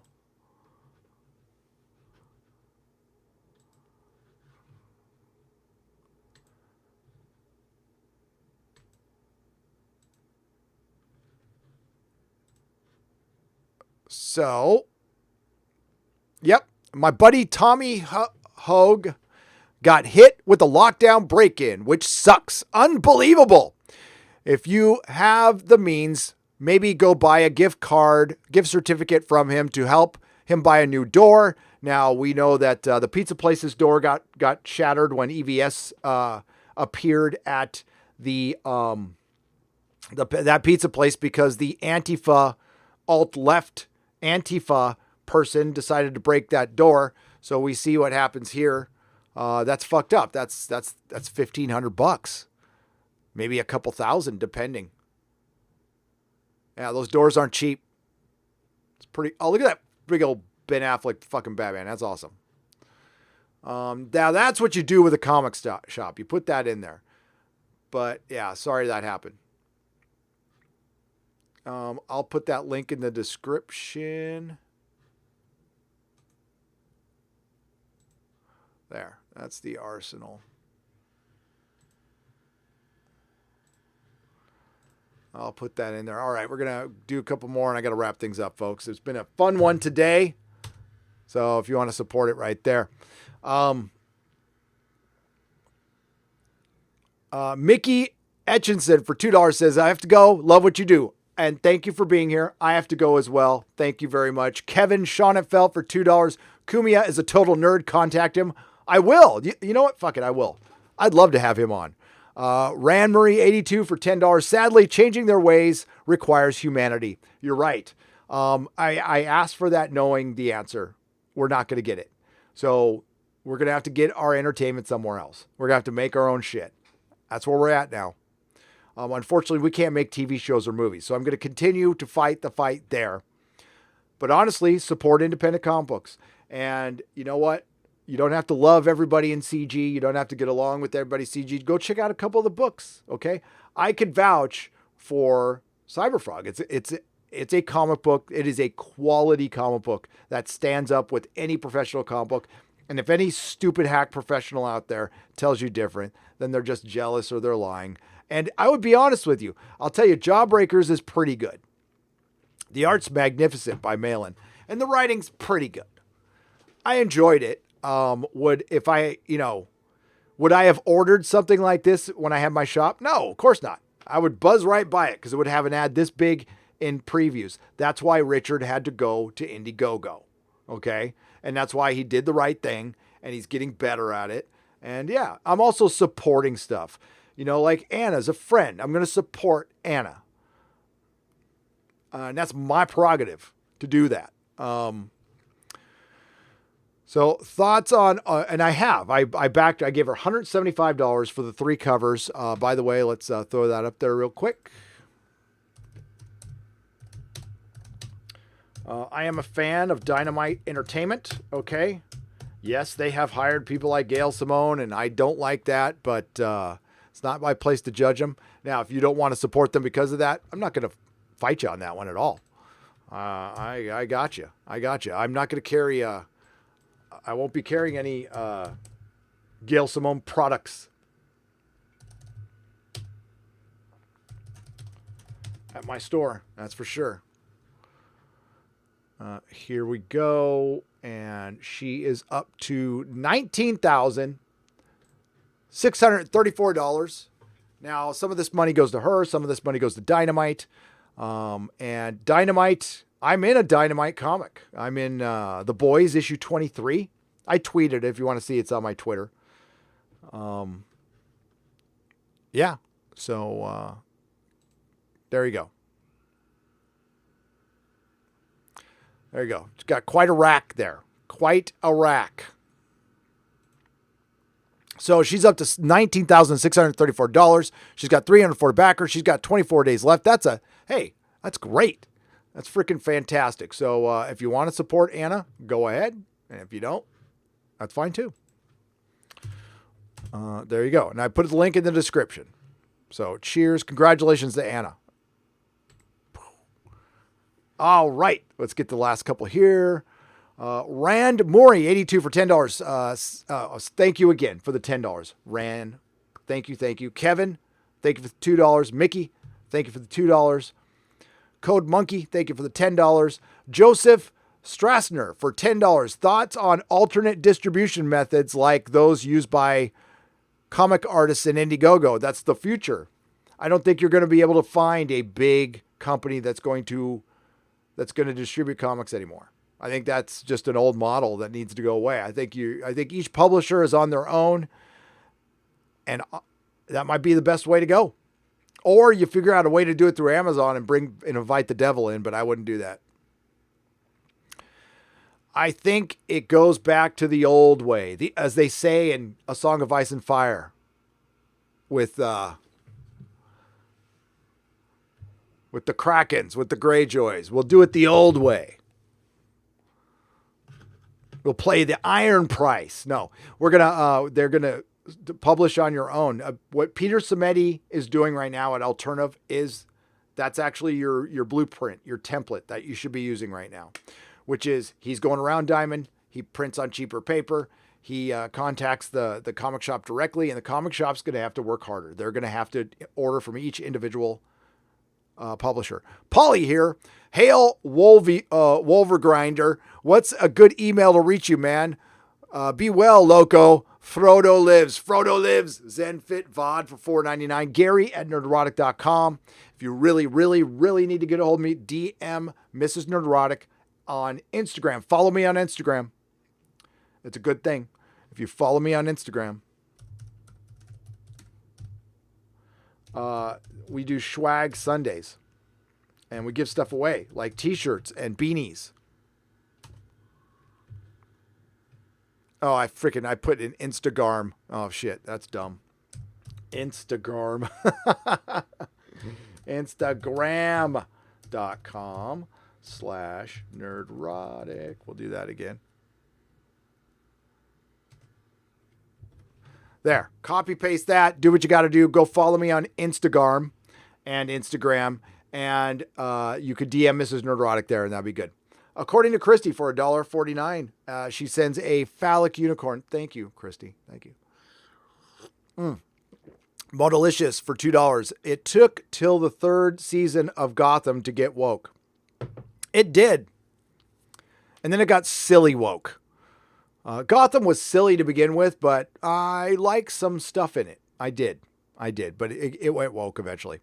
All right, we're wrapping it up there. We got 1,400 likes. That is magnificent. Thank you all for tuning in. We had over 3,000 people until my connection broke, but most of you hung in there. I will be back tomorrow morning to review Gotham High. And I might cut that down into a video. And I might cut down some of this into a video. I might start doing that because what the fuck? I got time. I'm going to get back to work. I'm going to let my voice rest for half an hour. Then it's back to work on the Star Trek Picard review, which I'm going to get done eventually. Boy, I've been building it up. I hope it's good. I hope you'll like it. If you don't, it's okay too. TJ Paris for $5. Here's a few bucks and an F in the chat for the David Tennant in your banner. R.I.P. Doctor Who. Hail. Thank you. And please remember to subscribe if you like what you saw. We need to, that really helps the channel continue its growth. Please like and share the videos. I appreciate all of you doing that. Go ahead and check out my Facebook group, Nerdrotic Facebook group, the Nerdrotic page, Instagram, Twitter at Nerdrotics, and nerdrotic.com, my main website. If everything goes away, that's where things will go, where we have an exclusive episode of Exozone with Doomcock. In the meantime, everybody have a great day. Be safe. Not all who wander are lost, and may the wings of liberty never lose a feather.